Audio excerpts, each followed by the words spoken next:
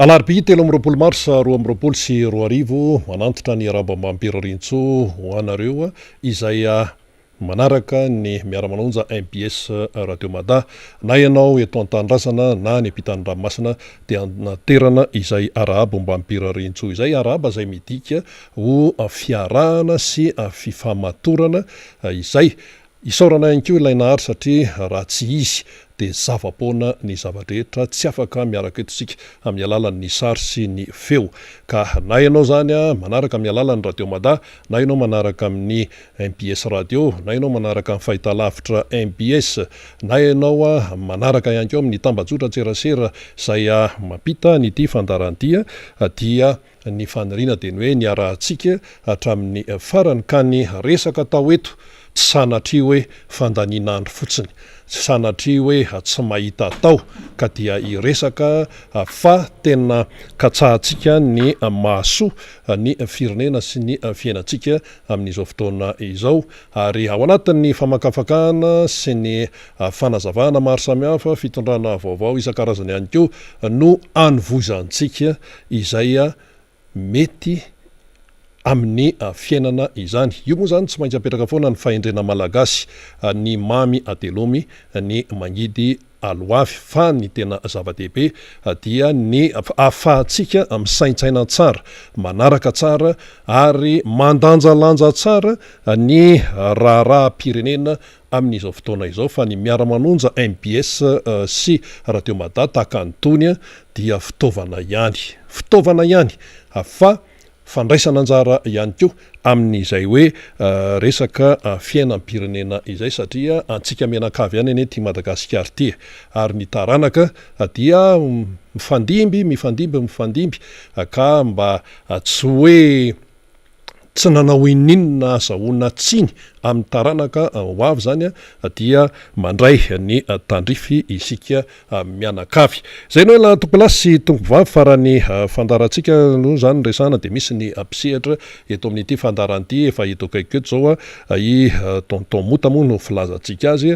Motarson Alleluia efa mpitondra famakafakana eto izy ary atao hoe mety tsara mihitsy ny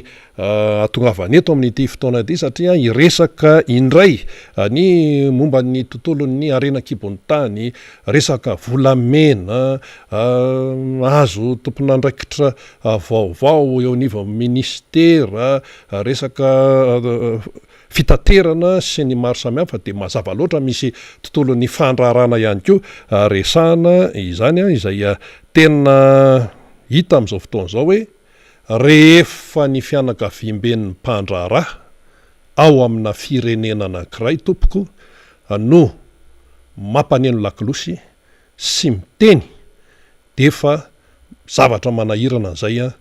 ny fiainan'ny toe-karena ao amin'ny firenena anankiray. Ny eto Madagasikara dia izany mihitsy no miseho amin'izao fotoana izao efa mitabataba mpandraharaha efa nandritra fotoana maro io mpandraharaha io mantsy malalaka be zany samy manansehatra misy azy fa ny tiana resahana indrindrandrindra dia hoe lay mpandraharaha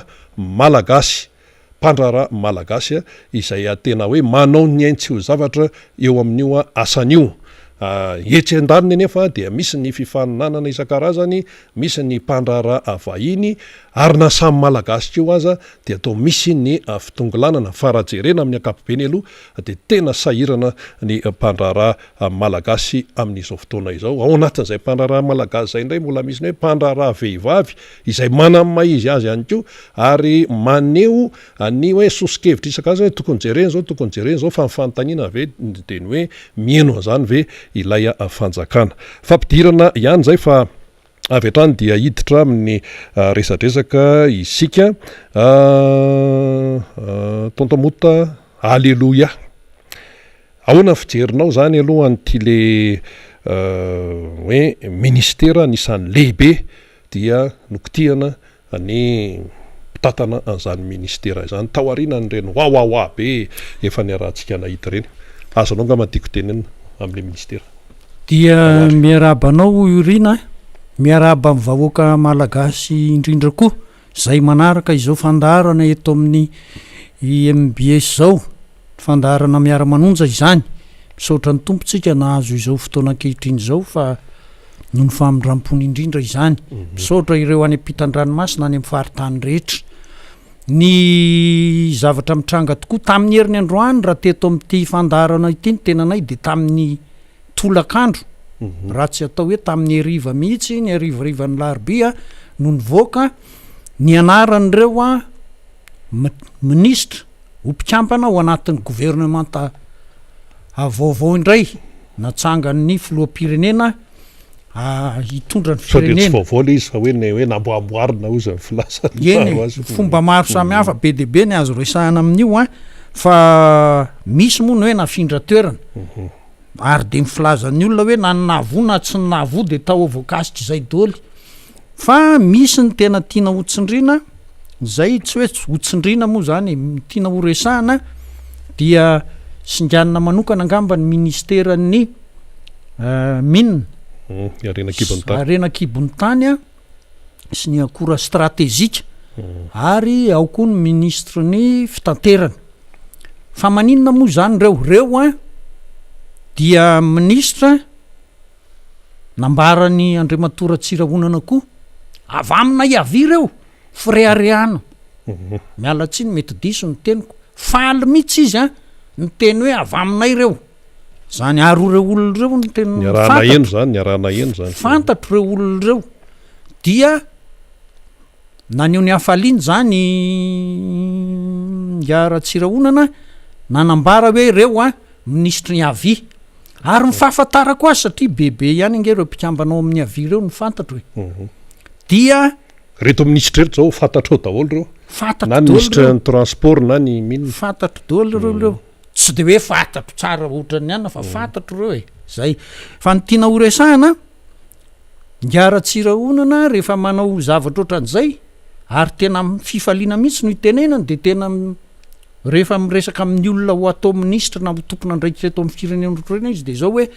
tsy misy olona manindritsindry anao zany fa tena manao no araka ny tokony ho izy ianao mba tsy piako aloha zay fa zavatra heniko foana zany am'ireo olona hoe anaovany consultation sy ny etsetra alohan'ny any endrenazy heniko foana zany ary za mino a fa tamin'izy mirahalahy reto dia natao zany dia amin'ny resaky minina Olivier efa trany am 2003 ange mifantatro telo sy roa arivo tamin'izy a tompona andraikitra teknika tao amin'ny panafrikany maininina ary dia faly a fa mpandraraha moa ny tongeto raha ny feverako azy a mpandraraha ny tongeto tonga eo amin'ny sehatra io zany hoe everina fa olona mahafantatra an'le sehatra ary olona mahay miasa satria tsy société malagasy ny San'Andriamato Olivier a fa société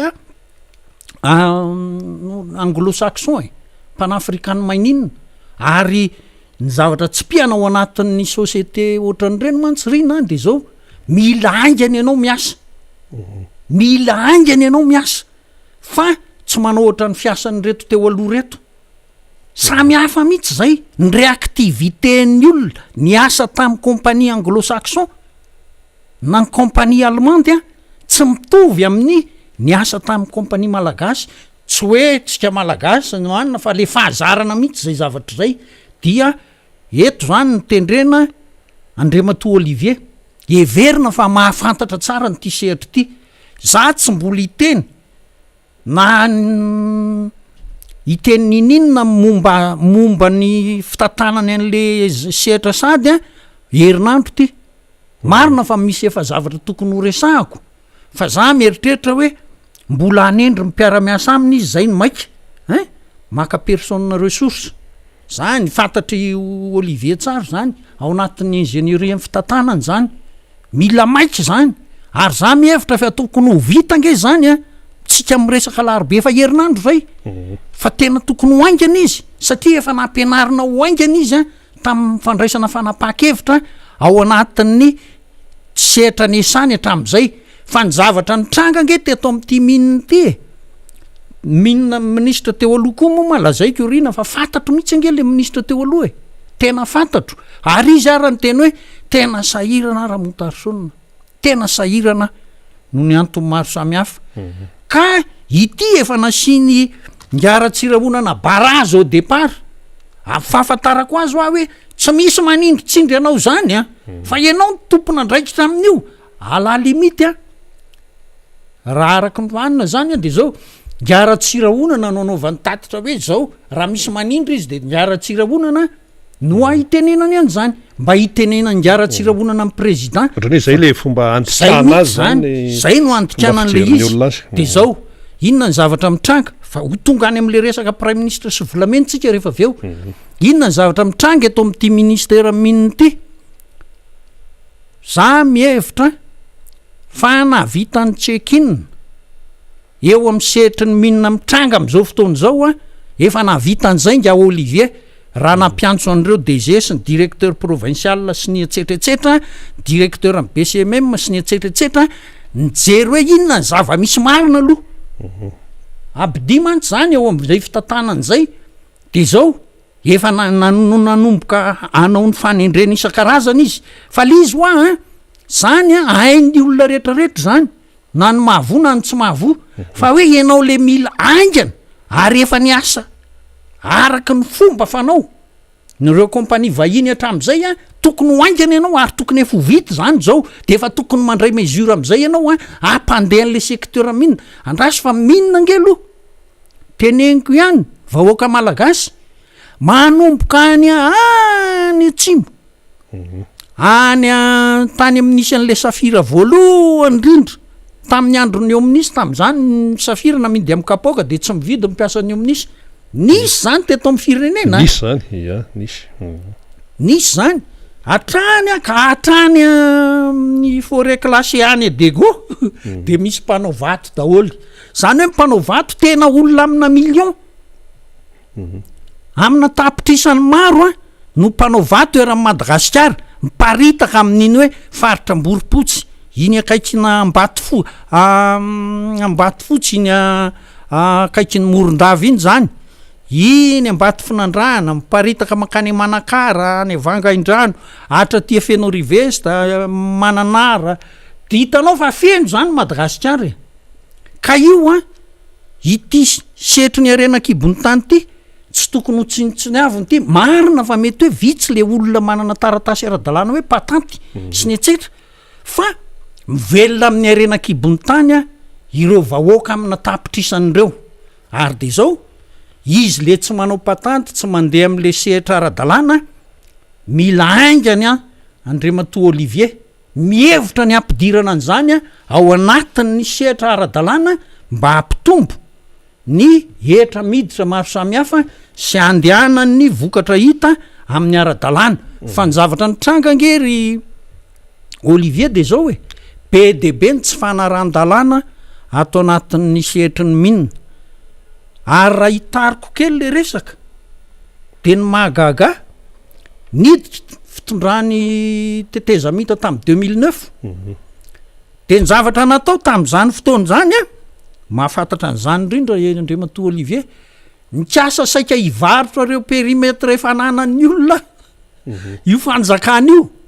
fa ny bloquen'ny PT fa hoe tsy mahazo manao an'izany nareo tsy mahazo mamoaka permis nareo tamin'izany tam'le 2009 de andrasonao fa ho tonga eo amin'ny toerana hafahafatsika tamin'ny 2009 izy natao hoe tsy mahazo mivarotra permis tsy mahazo manaonao an'izao fa zao a tondra ny tetezamita fotsiny nareo zany hoe voarary izy a hivarotra faritra misy arenakibony tany teto Madagasikara zao nefa manao paralelina kely fotsiny aribo fa tsy ao anatin'ny sehatry ny arenakibony tany ty ataoko ty zany ara permis permis minier hoe anananao lalàna io zany rehefa alainao ao anatin'ny ohatra hoe 7 taona 10 taona na 5 taona fa ny zavatra nitranga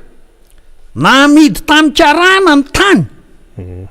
tany tena domanial tsy hoe domanial fa tany ananan'ny olona titre ananan'ny olona titre d'occupation zany na midy ny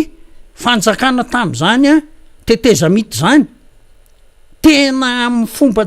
tsy takatry tseritreretiny saina hoe azo atao misy pirofo daholo zany zahatra rehetra zany reo karana rehetrarehetra nahazo an'reo pirofo angamy ohatran'reo reny zao nefa any tiako resana mantsy hoe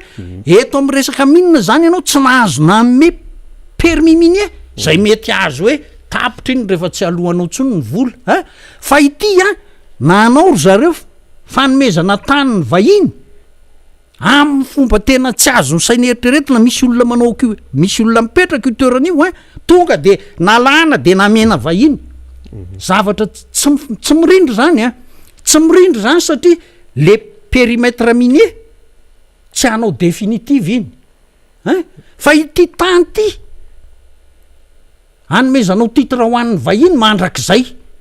zany fasahin'ny fitondrana tam'zany fa miverina eto am'le anytsika hoe tsy mirindra mihitsy zany zavatra ary teto de mampatsiahy am PTF fa hoe any amy tany rehetra zay mitranga aoka mba tsy ho azo atao koa no mivarotra tanindrazana mivarotra tany tahaka izay bloquenareo any fivarotana permis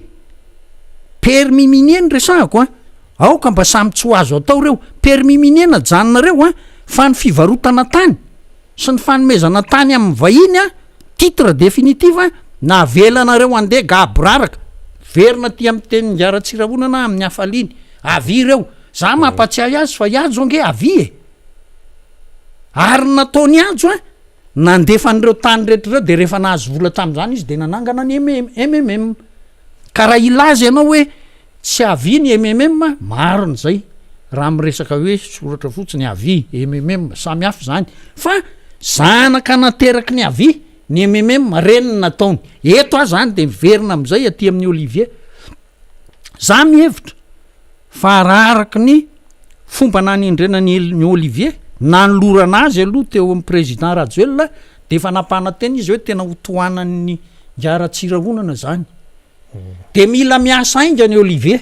fa ny zavatra mitranga nge rina mampatsiahy azy fotsiny atao anatin'le données de base ananany tsisy mandeha ny exportation na vatosoa tsika miteny zao mbola mihitsiko hatram'le nisy an'le 900 grammes ry 925 grammes le tamin'ny fotoanandro tany amy volana tsy haiko hoe ny septembre reny sa tsy tadidiko tsony de nihitsiko de le nisy mpiasa ny gadra le mpiasa nefa nanao an'le zavatra ara-dalàna de any a-tany mora de hatram'zao ny tany mora mila mamahany zany ary za raha mieritreritra fa tokony efa voava zany olon'zany na de netiny eo amy fitsarana de condamné hito mo fitsarana hafahafa koa ny fitsarana dia tokony efa ho voava zany ary ny fomba fiasan'ny Olivier tsy tokony hitovy amin'eo fomba fiasan'ireo ministra taloha ny ministra taloha teo mantsy za tsy miresaka hoe fahaizana fa ny fomba fiasa hoa ny réactivité ny olona hoe mpitantana tao amin'ny mpaminy zany sy ny fonctionnaire malagasy lasa natao ministra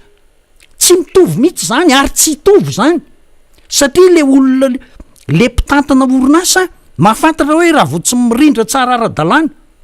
hoe araky ny tokony ho izy ny lalàna mipetraka de efa kentsona ny compagnie minière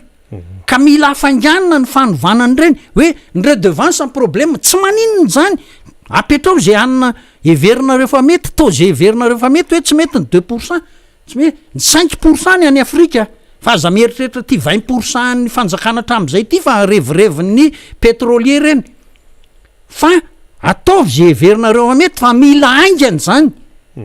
mila aingana ny manapaka hevitra am'zany dia vao ny fanondranana vatosoa vao ny fanondranana ny vato moko misy karazany hoe vatosoa pierre précieuse pierre semi précieuse de ny industriel hoe ny cristal le ny malakite misy eto daholo zany misy eto zany marina fa tsy hoe nge da be ohatry ny any Ukraine araka ny tenen'ny faniriny renireo ny azy nge 3 millions jugement de fait reny itsika 600 millions de ohatr'zay manjary malasa resa be fa misy eto daholo zany fa ireo olona reo tsisy afaka manao ny asany am'izao fotoan'izao ary iny nefa ny verticalité ny tena vozotra ny reny fanondrana misy ny mpangady le any ambanivohitra misy ny fitaterana misy ny fitretena azy fanamboarana azy any amin'ny atelier mivoaka araka ny tokony ho izy a le produit de misy no miprépare efa misy service ianina am'zany a misy olona tena manao hoe prestation fotsiny hoe mikarakara ny exportation de miprépare dossier efa misy hatram'zany angeny amin'ny secteur minier misy olona mikarakara an'zany de zay vo tonga ka izay chaîne rehetrarehetra zay a bloqué zao ka raha iandry ray volana vao tonga amin'ny famahana an'izay olona zay a raha ohatra ho a miandry ray volana na roa volana vao avahany io a famahana ny exportation io de ny tsara mametra-pialana de miteny amiaratsiraonana mitendiavandrena olona hafa fa tsy aingana akory a le olona namenao hitatana an'le sehatra ka zay indrindra mantsy la izy am'ton'le faendrena ministra tony a tsy maintsy misy an'le resaka politika ao anatin'le izy fa tsy hoe mandeha fotsiny am'zao de hoe ty misy olona de zao de ty zany atao ministra ohatran'zao fa io le gouvernement io ne ndre mato motarson vo hita zany ny endriny hoe prime ministre tsy ny solo ministra mbola any amin'ny roapolo mahery mbola voatana dia itsika moa zany miresaka ndreto hoe olona atao hoe vaovao ao anatin'io gouvernement io dia faneho-kevitra de hoe tsy misy atenaina amin'io akapobeny zany tsy misy atenaina amin'io satria atao anatin'ny telo taona mahery ara tena hoe nidina hatrany ny resaka hoe fiarikarena sy ny fiainan'ny malagasy efa tena atao heritaona sy tapany eo sisa de inona no atenaina am'izay tsika man zao miresaka hoe ministra ny ministera zao ministra hoe na hoe misy hoe piaro sy ny sisa raha ny fanazavanao teo dia atao hoe fandraisan'ny olona azy aloha zany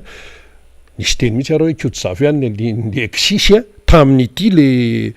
gouvernement amin'izao ity ary le ministera mihinna ny teneninao teo nandritra ny embolana tsy nisy ministra tena hoe tompona ndraikitra fa intérim le izy embolana be zao de ozy ny olona hoe tena tsisy atenaina le tena fitondrana amin'ny akapobeny no anehoan'ny olona n'izay le hoe faneho-kevitra zay zany fa tony moa zany hoe ministera tokatokana ao anatin'lay régime ahoana amin'ny fahitanao zay de hivadika mantsika am'le resa-bolamena rehefa avy eo le hoe tsy nampidi bola mihitsy ka ty volameny ty sy sisa de misy sifra mivoaka na miliara be ny tokony hitra nefa de any fotsiny malaza tsy nanana oatra ny volitsaona zao ry rina ny tokony zany na tonga ny teny hoe zao million ge eo nisan'ny olona mendraikitra ty arenakibony tany ty mba efa matony olona tsy mikomy zay aloha de tsy piako fa matony gasy tsy mikorotana hoe mifamono tena noho ny arenakibony tany reo olona tapitrisanyireo mbola manana asa fivelomana ny olona mipetraka ty amin'ny tanàn-dehibe nge rehefa tsy manana asa ny tena sahirana amin'ny fivelomany fa ny jedy zany nge mpanao volamena vitsy ry nefa misy tany tsahanao misy volamena fa tsy misy olona betsaka ohatrany hoe any dablava raha misy olona lehibe majeur ny tikoresahana hoe 1800 am'izay 800 am'izay farany kely manao volamena de tsy korotana mihitsy dablava fa velona foana izy isan'andro ka ny tikoresahana mahatonga tenen'izay ametraka le hoe io arakarak' le zavatra fomba hijerena azy sy le hoe antony mba tena ahitanao ny tsiprimpiainan'le olona sy le firenena mahatonga hitenen'izay fa tsika tsy hanao ohatrany hoe amin'ny akapobeny hoe zao fa zao ataovy mandeha fanondranana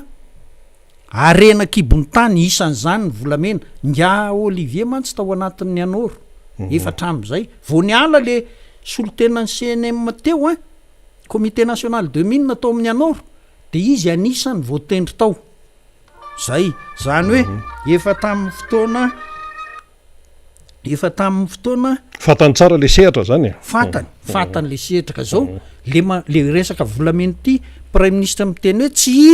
isy tombontso an'ny fanjakana malagasy mihitsy ange am'ireny volamena lasy reny hoe fito taona isa taona lasa hany atsokosoko hany nytenen'ny prime ministre aloha nyteneniko hoe tsy misy tombontso no an'ny vahoaka malagasy mihitsy ireo volamena nambara hoe 70 kilao 70 kilao 30 kilao raha ireny ny resahany raha ireny hoe tratra tao Afrika Atsimo Seychelles Comore mariny zay amin'ny fomba fijery ray fa tsy tizy maninona reny inge efa nalefa ho trafika ka ny trafika tsy andeha amin'ny lalana ara-dalàna zany a ny lalana efa safidiny any ampeny mpanomboana mandoa izy a ny fomba volamena nge rina de zao hoe misy olona mpangady volamena de mivarotra am'le collecteur ndraindray mety hoe comptoir d'or le maka autorisation any amin'ny anoro mihitsy zany de manangona volamena na ndraindray a mivarotra amin'ny olona hoe olona rehetra satria tsisy lalàna manao hoe tsy mahazo mividy volamena ny olona rehetra mahazo daholo fa de zao manangona izy a de mahazo bebe izy a de pony a traiteny acide de pony a de poinçonnage a le asina fitompoka le laingo zany rehefa vita mandoa droit zay ka zay a manao an'izay reo olona reo fa iny tsy miteny hoe ho alefanao le vato fa ataonao fotsiny a ny traitement l'izy de ataonao aeponao l'izy a de entinao amin'ny minina de tomboana hoe tena izy ty rehefa jerena ny teneran'lizy hoe 99 tsy haiko ,2% hoe pur efa metao mihitsy io zany fa tsy hoe volamena le ohatrany hoe poudre le vidinao eny dabo lava na any efasy tsara hoe ay mbola misy 1% 2% lotony fa efa le pur ozy ny prime ministre hoe tsisy idirany ny vola ho an'ny fanjakana malagasy ka reo volameny reo a matona lefa trafika ohatr'ireny efa tsy natao déclaration officielle efa eritreretina hoe atao exportation illicite fa tsy atokisana antsony ty vola ariary ty a fa aloha manana vola amin'ny devise a petraka any ampitan-dranomasina zay inge le esprit ka tsy ahoana moa no andoavana hoe vola ho an'ny fanjakana malagasy le zavatra raha fenina amin'ny fanjakana malagasy zao kosa nefa no mitranga ary de mampatsiahy an'izay a ministre Olivier moa zany no hitraité an'ity zavatra ty fanjakana malagasy inge rehefa tratra reny tany Afrika Atsimo reny a zavatra ny teneniny de hoe zany ho atao de niaka an'le volamena ho averina tsy ny teny izy hoe ho an'ny fanjakana malagasy le volamena fa hoe nieritreritra niraka olona izy a aka an'le volamena amerina azy eto tanyrazana tsy haiko na amerina azy am'le tompony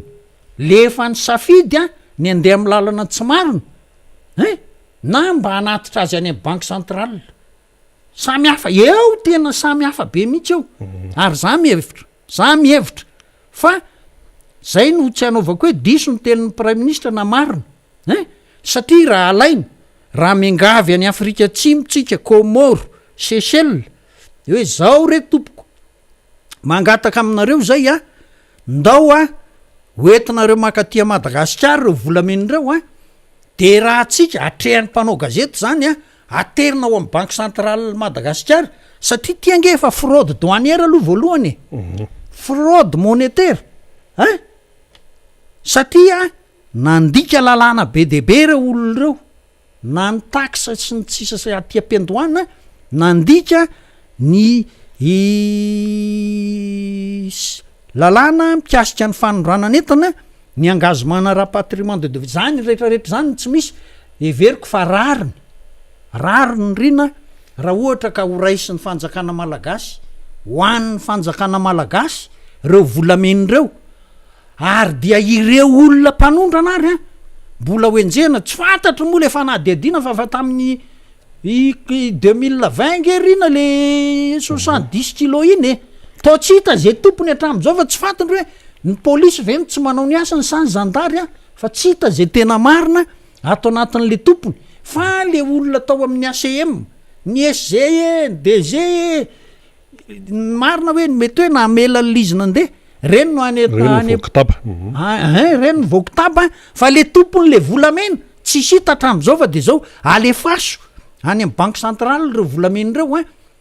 tsy hoe alainy gasy de hoentin'ny gasy de izy miteny hoe mahavita mazira olonareo raha vao izay fa ny ambassadeur mihitsy afrikana Seychellois Comore no mitondra an'lizy de miaraka amin'ny fanjakana malagasy manolotra azy eo amin'ny banque centrale hoe tiany ianareo tompoko de hitehaka dolo tsika rehetra ary de mipiasa amin'ny banque centrale am'izay no manaraka fa sao de mahavita mazindray reo olonareo amin'ny alina de avoaka zay le izy va jany momba hananina fotsiny fa iverina fa tsisy anao ohatrazay fa rariny zany satria reo olondroa efa neritreritra ny tsy anome vola fanjakana malagasy mihitsy rariny zay ka lizy raha vao hoe ilisita hoe atsokotsoko defa tsy izy zay e ka ny tadiavin'ny malagasy mantsy de tsotra fotsiny le motomotarson alleloia de ny hoe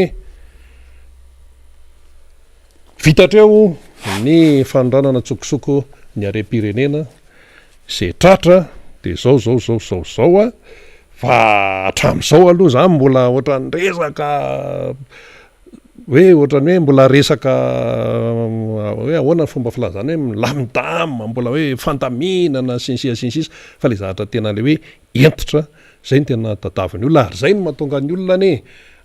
tsy maintsy mampitaha foana tamin'ny fitantanan'ny président Marc Ravalomanana satria tam'izany fotoan'izany raha hoe misy ny zavatra ohatran'izao de tena tonga de entitra mihitsy ary zay le hoe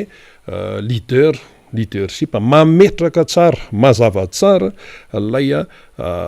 fomba fitantanana satria le ary amin'ny lohany ery mihitsy zany no manome modely zany de manaraka daholy ny aty amin'ny rehetrarehetra ty na ministera minny io na ministeran'ny transportnao na ny resaka fanjifana sy ny sisy io aona fahitany ny Andriamatoa Motarson an'izay le hoe tony zavatra tony eny lasa aty ananina aty no resana be fa le modely mihitsy no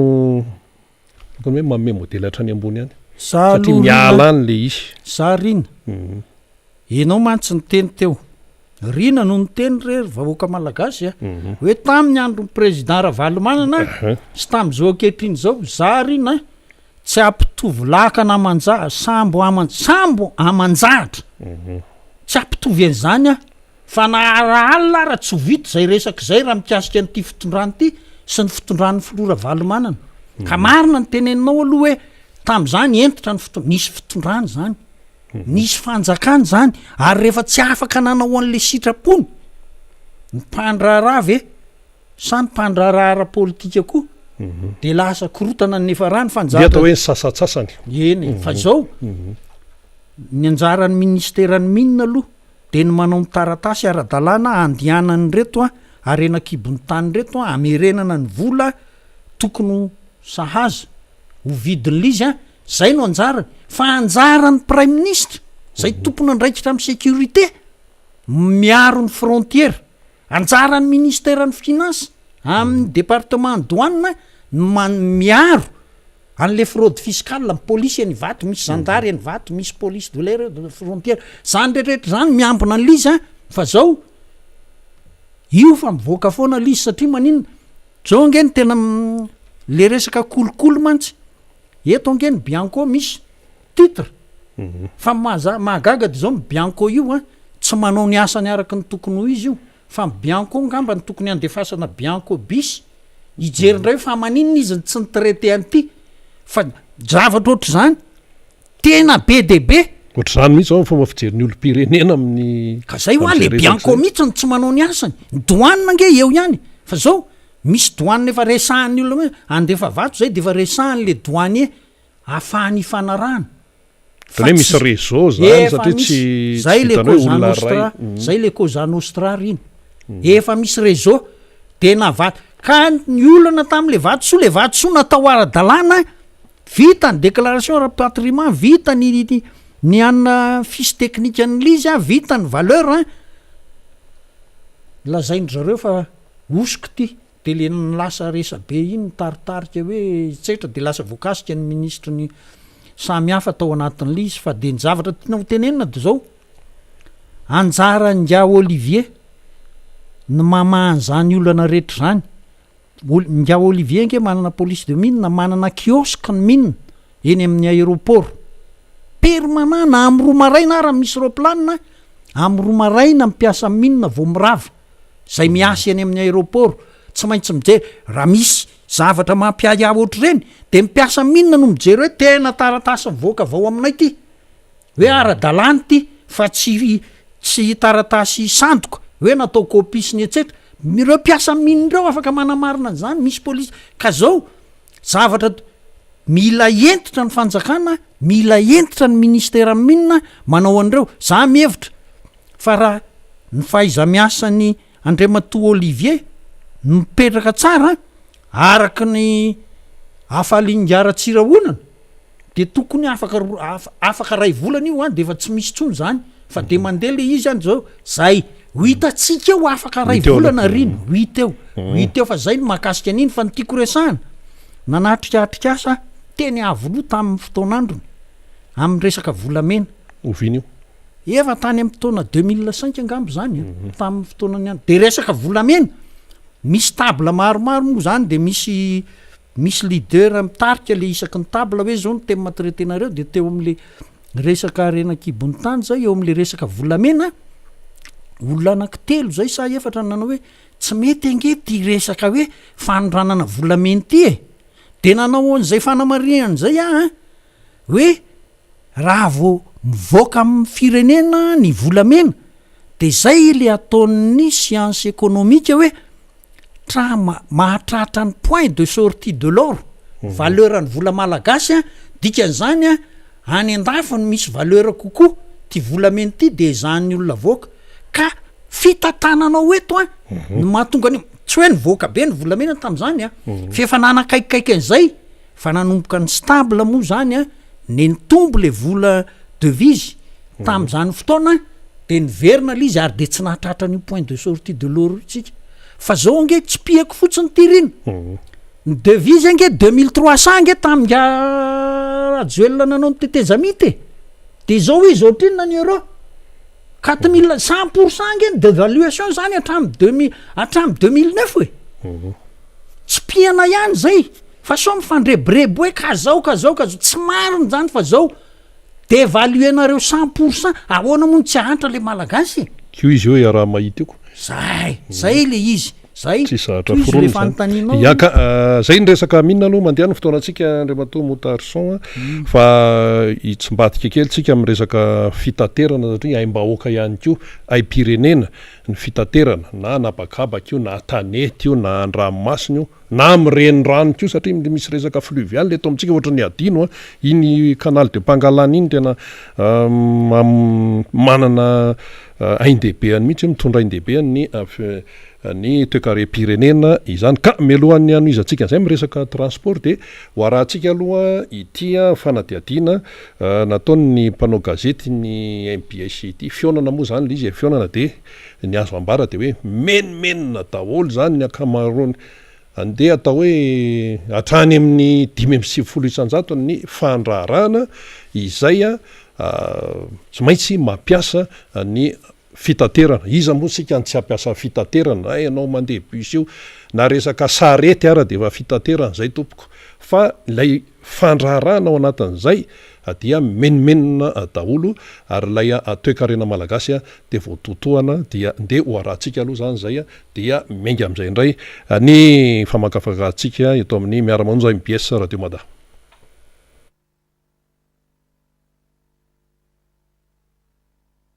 Ny atsasa-manila amponiny eto Madagasikara de vehivavy avokoa antony manosika ireo vondrony ny fotony sy ny mpisehatra maro anosika ireo vehivavy rotsaka ao anatin'ny fandraharahany izany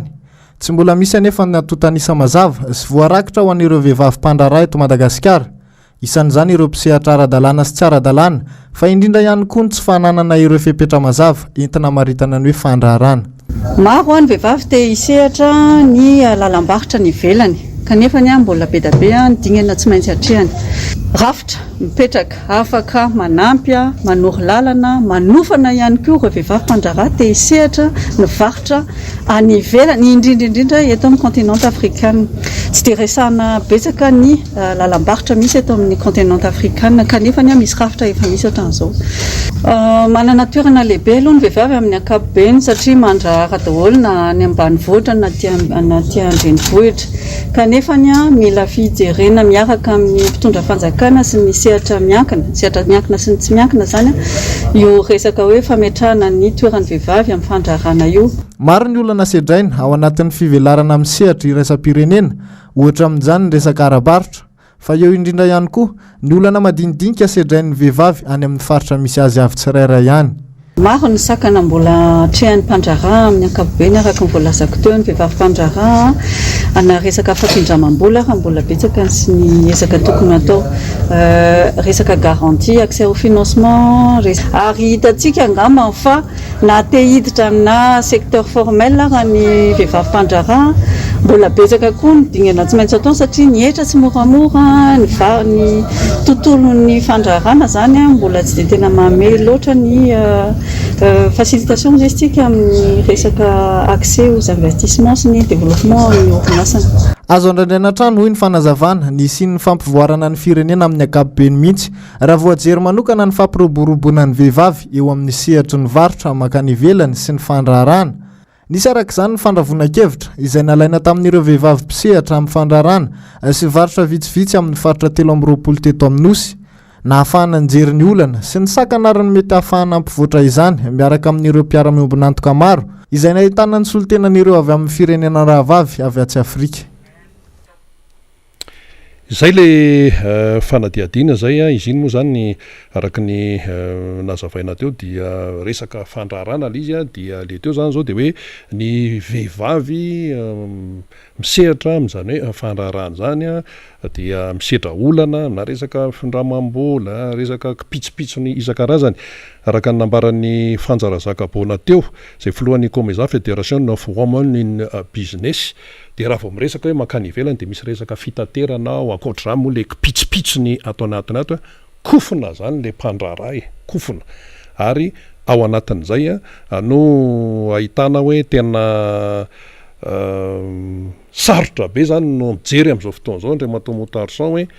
mba misy mangirana ve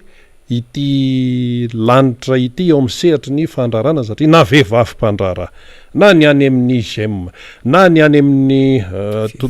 fifipama na ny aty amin'ny hoe fikambanan'ireo orinasa afakaba zone France GP sy ny rehetrarehetra menomenina daholo amin'ny zao fotoana izao lay sehatra ny fitaterana tsy afaka miala ao anatin'izay fa mitondra fanamariana kely arina aloha fahazahoako azy ama compréhension des choses ny zavatra niseho teo fitateran'izay angamba no anina maivana indrindra ho anatin'le zavatra nambaran'reto olo reto fa ny zavatra tena zava-dehibe nambaran'reto olo reto grave lavitra no zany rina zavatra miseho ange de zao hoe le fandrarana mihitsy ny tsy afaka ary de mampatsiahan'reto olona ny vory reto fa zavatra misy ange pisehatra ao anatin'le izy daholo reo mame ohatra ny tiako ange ho anatin'ny sehatra ny famokarany famokarana mihitsy zany fa tsy hoe commercial hoe vidiko eto tsy de amidiko eto fa tena le famokarana miainga vertical any amin'ny tatsa de tonga ty amin'ny zay mihitsy tiako zao bloqueny no ny antony tsahany reto lazaina akory fanao vanille hoe mitraité vanille manangona vanille de mitraité de manao exportation zavatra mitranga angeriny tsy tena samy teny an'le izy marina reto le mpandrara vehivavy reto fa zao raha vao misy fidiram-bola lehibebe kendainy reto fitondrany reto ange tsy libéral reo tsy communiste reo fa souverain moa ny fond budget souverain tsy haiko misy rana eno zany rana hito zany zavatra misy zany ka ao anatin'izay le fisainan'izay hoe misy souverain eto ve lizy fa zay fandrarana rehetra misy tsy maintsy mandoa écolage ianao ny DBM ange reo izy ianao hoe tsy maintsy misehatra zavatra maro samy hafa izy vao tonga amin'le hoe anomboka le fandrarana ny DBM ange natao ho am'izay hoe lalana anamora ny lalana ho fananganana orinasa sy ny anina fa raha usine no ataonao tsy mahazo agrément eo angamby ianao mifahazoako azy raha tsy mifanaraka tsara amin'le fitondrana satria efa na enoeno zavatra ohatra zany de tsy fantatro mona na vita na tsy navita le ka izay le hoe inona le antony hoe blocage amin'le fandrarana le lalàna mihitsy ny tsy ampiarina fa zao misy olona miteny ery ka tsy fantatra izy io fa raha mifahafantarana azy nge tsy de hoe any amin'ny président le izy ny miainge fa to any amin'le tsy président mahatonga ny président raha tsy rahonana hoe avy aminay reo olona reo mba tsy olona hoe hafahafa no ibaiko an'ireo olona reo hoe atediavy ny fidiram-bola makatya zay ange le tena zavatra mitranga reny e di reto vehivavy reto aloha de lazaina amin'izy ireo marina hoe zay fipetraky ny fiarina eto Madagasikara aloha nanomboka tamin'ny taona 10 taona lasa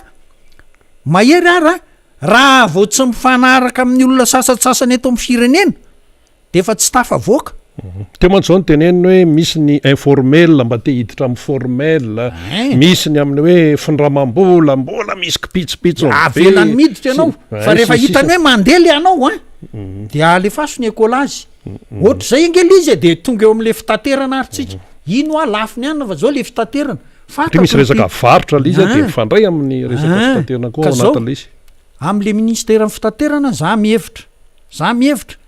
fa ny plan de masse ny fitaterana io efa miena be satria tsy misy roplanina tsony compagnie mpitaterana voaresaka atao koa io maly ka zao tsy misy tsony nanomboka ange ty fitondrana tariny président Rajoelina ty tamy 2009 nanana boina roa atera roa twin sy ny etsetra ny herimady fa tena natao mihitsy forsa hoanina amboniny namidy daholo reo fananinna aiza zao mividiny reny hoe fananinna anao varim-pananana ianao fangainao fahity miala tsiny afa ny zavatra nisy tamin'ny herimady io tamy 2009 nanamboly herimady zany hoe tsy tokony varim-pananana fa tena nosainina mihitsy no eritreretina mihitsy hoe ahoana fomba azahoam-bolany reto olona zany de namidy ny roplanina namidy ny forsa hoanina ozy rina hoe de nakaiza mividiny de samy manontany en'zany ny olona fa de zao izy zao tsy misy ka nytiako resahana amin'ny ministra ny fitaterana io ianao zany io voatendry ngiara-tsirahonana moa de naneo ny hafaliny amin'ny mahavoatendry anao fantatra ianao hoe ingénieur efa manana traikefa sy ny etsetretsetra fa ny fanontaniana apetrako ty ataoko point d'interrogation enao ve tonga eo anao ny mizamory ny herimady zany satria efa misy ny Madagasikara Airlines de herimady lasa tafiditra ty anatin'le resaka knapse sy ny sisa le hoe ho amidy brao eo amin'ny lapan'ny tanàna ho amidy le brao misy ny direction générale le eo ambatomena faningoningotra be le faningotra am'zany le izy namidy daholo ny fananany herimady rehefa lafo reo tapitra herimady ka enao io ve ary de apetrako amin'ngiara-tsirahonana koa moa le fanontaniana anao mizamor ny herimady ve za aloha mihevitra hoe tsy zay le izy tokony tsy ho zay fa ny hoe amerina ny herimady indray sitraky reo olona rehetrarehetra eo ambony eo ve ny amelona ny herimady indray fa io fivarotana ny lapan'ny tanàna sy ny brao eo ambatomena sy le eo ambadiky ny one io ange tsisy dikany velively mihitsy zany zavatra tsy tokony ho tonga tam'zany mihitsy raha ny fananany hery Madagasikara fa de zao ny aktifany hery Madagasikara mihitsy ny namidy daholo ny fananany hery Madagasikara tapitra namidy de zay no mahatonga am'teny am'le ministre ny transport hoe enao zany rehefa vitanao ny check-in sy ny plan de masse ny transport mba manaovy ianao conférence de presse hoe zao ny lalana ho alehanay fa ny olana lehibe anisan'ny novahanao koa moa zany de io an'le hoe transport fluvial ozy rina fa mamoolona foana izay tsy de voaresaka loatra iny nefa tena le eo Sainte Marie makeo Sonerano Vongo mamono olona foana ary vola ampidiriny PTF io satria anosy be ambanja koa mbola ny PTF no mijery azy vola be de be mihitsy fa raha ny zavatra natao zany moa lasa mitatra be le resaka fa ny hitako hoe nataotao anosy be tao anatin'le pika mantsy iny le fisainana momba n'le pika tam'zany fotoana zany fitondran'ny président Ravalomanana no nanao azy fa ny zavatra ny exécution natao am'le pika tsy ny fitondran'ny président Ravalomanana tsony nanao azy fa olona hafa fa tena kitoto le nanaovana an'le izy satria misy fanamboarana ny lalana nosy be fanamboarana ny lalana ankify ambanja dio efa mivoaka gazety hoe simba sady le lalana ohatr'zay tsy tena anytsara ka de zao ho amboarinao eo zany mahakasika ny sécurisation transport fluvial rehetra transport terrestre moa tsy fantatro hoe ahoana tsara ny impact io lalana ratsy io izy io eto Madagasikara io RN6 zao tena fitaterana simba be fitaterana ny olona moa zany a to efa miomakomanao hoe hiakatra ny vidin-dasantsy a sy ny sisa sy ny sisa hiakatra ny frais a de efa manontany tena ny vahoaka malagasy famola kao aloha lasa reton'le ronjato compagnie ny mofo gasy a mofo gasy 10 tamin'ny fotoana sady lasa boribory kely oatra lasa ohatr' zay fiakany a ka ny resaka transport no tena tiany horesana zany de zao hoe everina fa nga Roland Ranjatoel tononona ny anaranao ka ianao moa ministre donc publique le information everina fa tena ampisehony fahaizana izy eto hoe inona ny tena sehatra hoetiny ao anatin'le transport ary za mihevitra hoe nga Olivier Rakotomalala ao amin'inona nga Roland Ranjatoel de tokony samy anao conférence de presse avokoa fa zao nge ny gouvernement ange tsy manana programme hoe plan d'émergence plan industriel multisecteur tsy manana an'izany akory izy fa nareo mirahalahy nareo tsy teny hoe gouvernement tsy manana fa tonga de ataovy conférence de presse de ataovy hoe hoany am'izao lalan'zao a no everina fa hitondrana an'le izy verina kely aminga Olivier Rakotomalala everitro fa maika ny ampandehanana ny bureau cadastre minier fa tena fototra lehibe amin'ny fampandehanana ny secteur minier io zavatra io fa dia zay raha amelona an'ireo nareo ataovy ny conférence de presse lazao hoe inona ny tiana nareo ingénieur inona ny tena tianareo atao fa zay tsy afaka de hoe tonga de hitorabato anareo hoe anina fantatray fa tsy ampitovy anareo am'le zavatra le tsy ingénieur zay fa le mahita masona cyclone océane reny tsy ampitovy anareo am'ireny zay ka hoiteo ny toyany zay moa nytenen'ny olona hoe hoiteo misy dikany be deaibe zay le hoe hoiteo zay fa somary verina kely any ato am'le resaka transport amin'le makany ivelany ray satria moa tsy voaresaka omaly fa hoe menomenina ihany kio zany reo le mpandrara zany amin'ny resaka hoe fizahantany satria de atao hoe ferana le compagnie aérienne zany le maketo Madagasikara mbola vitsivitsy ihany de miteny zany reto mpandrara reto hoe tena misy fiatraikany aneo amin'ny asa ataonay satria lasa le olona tokony akatia tsy tonga ny lasa ny devise lasa tsy miditra de mangataka zany reo mpandrara reo mba hoe sokafy io sy ny sisa de io zany zao ny ministère en transport fa nazo ministre avaovao de zao ny fanontaniany olona hoe misy mieno ve ilay fitarainana ataon'ireo mpandrara zany izay tena hoe iakinany NDP ny fitaterana anabakabaka na ny entany io na ny olona zany miditra aty de mitafitra ao ny resaka devise dia misy mieno ko hoe reny teneniny vehivavy mpandrara reny araka ny teneniny antsoavy sy fitarainana sy fanamarenana ataon'ny fanjarazakapony reny za mihevitra rina za miteny aminao hoe ingénieur olona io fantatro fa de zao abdi zany amin'ny zavatra fianarana nataony hoe manao tsekinina miaino ny sehatra izy aloha hoe inonavy miaino ny feo ampitondra fanjakana izy hoe fananinona ny tsy nalefanareo majanga sy dego sy ny tsy fantatro hoe fa ianina sy anina ihany nalefana miaino ny antony zany izy ary de rehefa anao conférence de presse izy zay everina fa tsy hoelo fa io mila miasa aingana ho atsika ao nozy ny président Ravalomanana hoe mila miasa aingana de efficace miasa mafy ka mila manao an'izay reto mba azahoana mahafantatra tsara hoe inona le antony ahoana moa ny olona tsy menomenina kosa sokafanao ny frontière fa nga misy hoe frontière miditra avany Europa ihany ny sokafana fa ny avato Afrika Atsimo tsy alefanao sy ny avany alareny eo tsy alefanao de le compagnie ko ferana hoe rety ihany fa reto tsy lasa mieritreritra nge ny olona mivahoaka rehetra sy ny mpisehatra rehetra atao anatin'ny arenakibony tany hoe fa hitaky ekolazy ve nareo lasa zany nge ny eritreritry ny olona hoe matory tsy lasa any le fanamarian'ny olona anazavy ny amin'ny ministre abdio azy zany ny farafakeliny tsy maintsy ataony zany hoe zao no nahatonga an'ireny fanapakevitra reny ohatry reny ministre ny transport teo aloha moa tsy miresaka amin'ny zany akory tsika hoe inona ny nahatonga an'izany fa tsy zatra tsy fa ity fantatro fa hoe ny ingénieur io de fantatro hoe rehefa mahavita ny tsekinina izy de tena hoe zao ny antony natonga an'le mesure ary de zao kosa am'izao fotoana zao a zao no entintsika androana ampandehanany ity zavatra ity fa zavatra ny secteurny tourisme nge rinona ny tena anisany mitondro anina be de be a devis taux de croissance be ambony amin'ny fiarina eto Madagasikara mampiakatra ny zay mampiakatra ny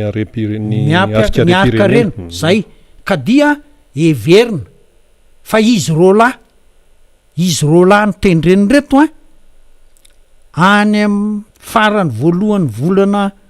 farany any am première semaine ny volana avril metsika tapabolana izy zany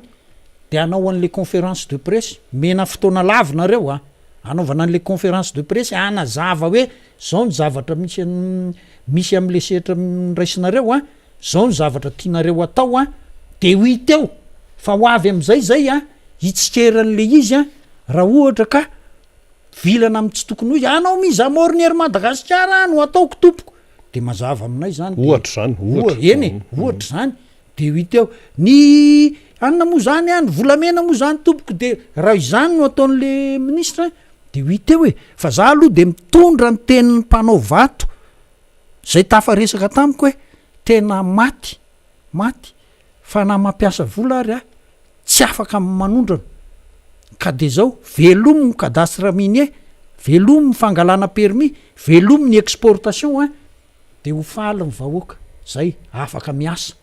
ka le vehivavy miteny hoe tsy afaka miasa izy mpanao vato koa tsisy afaka mitenena rina mba sehatra anankiray hoe tena afaka miasa miroborobo raha misy de ohatr'zay arany zavatra aloha zay hoan'ny rehetrarehetra no mamaly zay fa tsy zarery namaly azay aloha eny ary efa mandeha ny fotoanantsika fa teo amin'ny ora iray teo zay amaraparantsika amin'ny fiarahana amin'ny Andriamatoa Motarson Alleluia ndresahana teo momba ny arena kibon-tany ndresahana ny momba ny fitaterana entsika amarana anazy ary inona ny tena tianao amafisina ma tena hoe tafalatsaka tsara any amin'ny mpanaraka ny miara-manonja MPS raha teo mata niainga tamin'ilay resaka teo de manamafy zany eto fa dia ho hitantsika eo ny fahaiza manao an'izy mirahalahy nambaranga Norbert Lalatsiraonana fa ministra vao amin'ny avia de ho hitantsika eo fa efa nitenitenentsika ihany hoe zao ka dia manome azy ireo tapabolantsika anehoana izy ireo hoe zao ny programa ho ataony fa raha ny fanjakana aloha ny programa ny FMI banque mondiale koa mba efa niandry an'izay ela ny Union Européenne fa de mbola za aloha tsy nahita ka lizy tsy tokony ho afempeniny zany ange fa ny vahoaka malagasy reny de avoakanao amin'ny fomba ofisialy le programa ho hitany be sy maro de eo ny olona mahita azy hoe zay zany ny zavatra tiako tenenina farany rina de zao hoe mba aoka ilamina ny fiainany vahoaka malagasy fa latsaka ao anatin'ny famoizam-po latsaka ao anatin'ny fahasahiranana lalina ny vahoaka malagasy ka rehefa tsy sokafanareo le sedra sala milazai n'le vehivavy mpandraraha teto tsy sokafanareo ny sedra amin'ny resaka arena kibon-tany tsy sokafanareo ny sedra amin'ny resaka fitaterana amin'ny anina samy hafa zao efa lasa misy mototaxis ny lasa zay moa zany fahaizan'reto fitondrana de lasa ohatr'zay de lasa hosahirana ny vahoaka malagasy fa mba havelona ny fanantenana ny amin'ny vahoaka malagasy ao anatin'izy ireo dia asehoy ny fahaiza manao anareo de ho hitana eo fa raha izay aloha ohatrany sanganena ihany ny teny zao aloha atreto zay eny ary isaorantsika Andriamatoa Motarson Alleluia nitondra an'izay famakapakahana zay izy nafahatsika ihany koa zany nafantatra zavatra maro sy misaintsainy zay mantsy le zava-dehibe le hoe ny fanazavana zany dia afahatsika mahafantatra ary misaintsaina tsara mety mizahatra tsy fantatsika hatramin'izay nefa tao anatin'ny fandarana dia fantatsika le izy ka zay ny tena zava-dehibe de anjarany tsirairay no manapa-kevitra ny amin'izay hoe ay ve ohatran'izany tokoa le izy ay dia zao zany ny tokony atao zao zany ny tokony atao rehefa ho avy ny fifidianana de fa mbo mahafantatra zany hoe reto ny zavatra fantatray dia zao no fanapaha-kevitra zay ho raisina zany fa ny olana mantsy eto Madagasikara de izao misy miezaka zany manarotsarona tsy milaza ny tena marina de hoe lay vahoaka malagasy manoloana an'izay rehefa tsy mahafantatra amin'ny marina izy dia tsika ty ananina tya manao an'lay zavatra mirentireny manao zay zavatra ambaboana fo fotsiny zay le mihitsy nle fiteny malagasy hoe ambaboana fo de rehefa azo ny fon'le olona dia eo am'izay zany no manao zay zavatra rehetrarehetra dia satria le olona ato zany tsy mahafantatra ny tena marina inona moa zany zao ny tena resabe am'izao fotoana zao ny resabe am'izao fotoana zao de hoe vidim-piainana de io resaka vidim-piainana io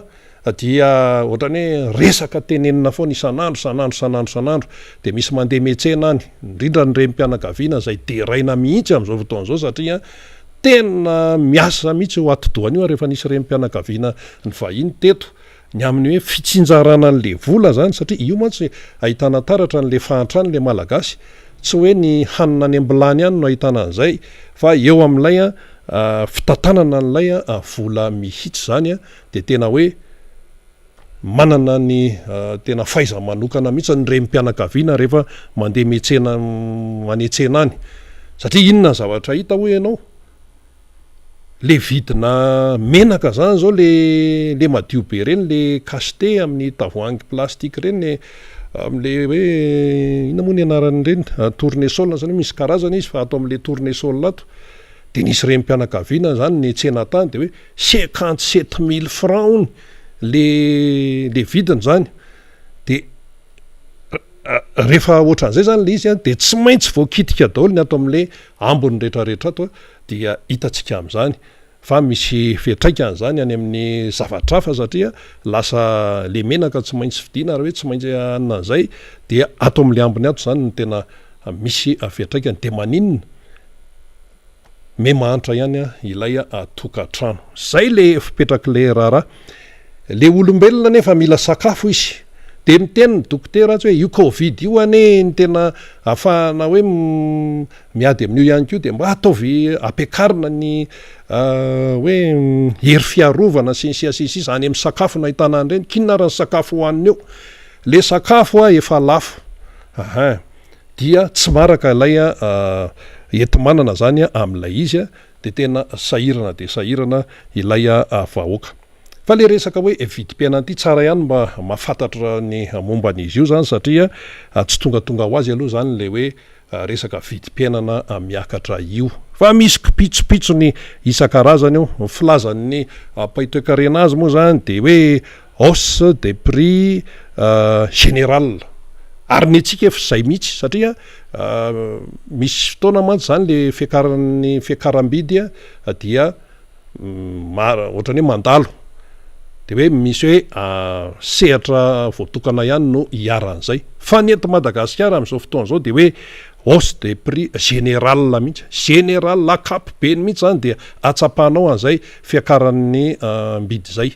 na any amin'ny sakafo na any amin'ny kojakoja isan-karazany na any amin'ny resaka piesy any amin'ny fiarakodia na any amin'ny resaka tontolo amin'ny fambolena zareo avy any loatra mangory miakatra eto foana izy vidiny zezika sisy efa tsy ho araka ntsony tena hoe amin'ny akapobely zany na ny tontolo ambanivohitra na ny tontolo an-tanan-dehibe de mikaikaika daholo mipandra vao ny teny teo am'le ty hoe fiakarany ty zany dia ozytsika hoe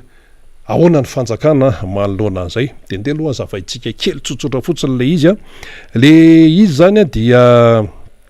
azo ambara ihany ko zany izy io hoe fidinan'ny fahefa-vidin'ny olona efa tafiditra ao anatiny daholo zany dia maromaro ny antony anisan'ny antony zany zao maro moa ny antony izy io fa anisan'zany zao de hoe miakatra ny vidin'ny zavatra afarana avy any velany le hoe produit fini zany avy any ivelany miditra eto Madagasikara dia manjary misy fiatraikany amin'ny vidim-piainana eto amintsika izay ka eo indrindra mantsy raha ny eto Madagasikara zany zao zay efa ny teniny GEM ny amin'ny hoe le zavatra avy eto amintsika ondrana mankany ivelany dia latsaka noho ny zavatra avy any ivelany miditra eto amintsika raha hitariny io zany de betsaka ny azo resahana satria zany a rehefa mividy zavatra any ivelany ianao a de ny volanao eto indray le kely eto indray ny lasa any fa le zavatra ondranao zany a dia le vola eto aminao zany a ny lasa makany ivelany ividianana ny letana avy any velany fa le volanao eto indray zany ividianana ny entana avy any miditra eto dia miteraka an'izay a hoe faharerahany resaka le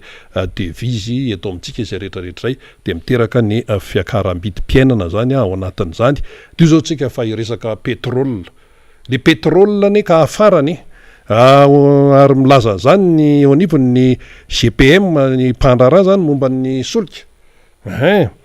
groupement de pétrolier de Madagascar fa manafatra an'io isika efa nresahana teto zany a omaly de nefa lety Madagasikara le entina hiatrehana am'izay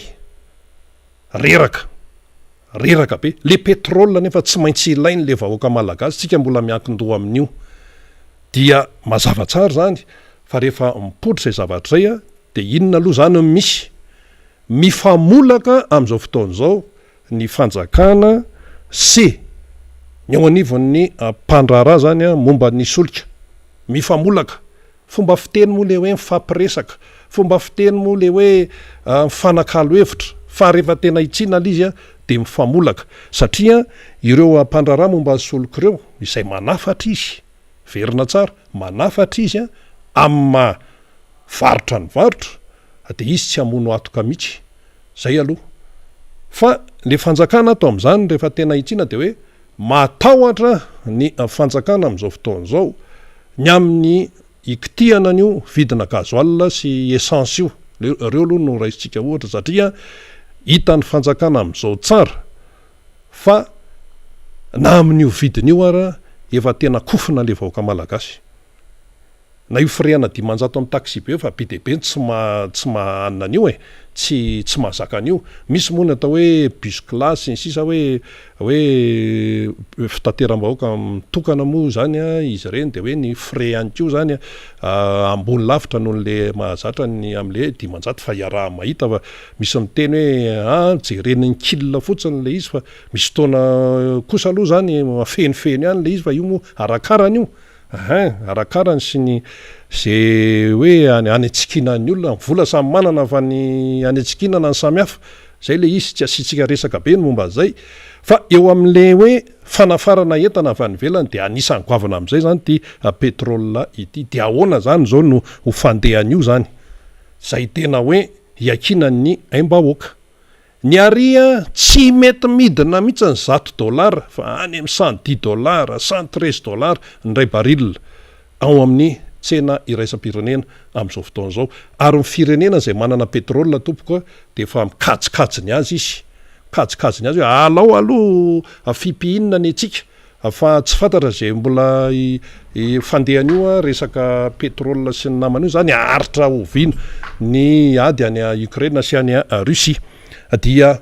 zay anisan'ny tena hoe mahatonga n'lay vidim-piainana hidangana zay le hoe ny entana avy any velany mpisesika miditra eto ny entana eto amintsika zara raha makany ivelany dia mifampitohy zay amin'ny hoe maninona raha ny vokatra eto Madagasikara sy ny orinasa malagasy no tsy ampiana tosika ampiana arak'izay azo atao mihitsy ny teny teo ry fanjarazakabona ho an'le hoe vehivavy mpandrara maninona raha tosika izy reny sationa fotsiny le vehivavy mpandrara reny fa ny orinasa eto Madagasikara misy ny mandrara amin'ny isan-karazany tiako moa zany zao efa fatatsika fa malagasy le izy vita malagasy fa misy koa ny orinasa malagasy hafa amin'ny resaka savony ohatra amin'ny resaka be deabe fa mahagaga zany ao anatin'le izy dia ny avany velany mpisesika ihany fa le ato anatiny tsy mba homena nyzay hoe zavatra tadiaviny amraina zay zavatra hoe manahirana azy fa de iandry foana ave hoe anao conférence de presse ny antsy iteny amin'ny gazety ny antsy iteny amin'ny radio sy télé ny mpandrara eto Madagasikara vao ho taitra raha ho taitra izay tokony amahan zany olana zany fa ao aloha le olany mpandrara malagasy amin'ny tafitra anata zany fanondrananetana makany velany jereo daholo ny kipitsopitsony rehetrarehetra ny mpitondra am'izao fotoana zao milaza hoe manana manam-pahaizana sy ny sisa izy matony ny olona ao anatin'ny régime anankiray napetraka amin'ny toerana misy azy de notsongaina tao anatin'ny malagasy 20 tapitrisa notsongaina tao anatin'ny malagasy 20 tapitrisa misy dikan'zay fa tsy hoe fialana bala fotsiny zany ka eto amin'ity resaka petrôly nyity zany a dia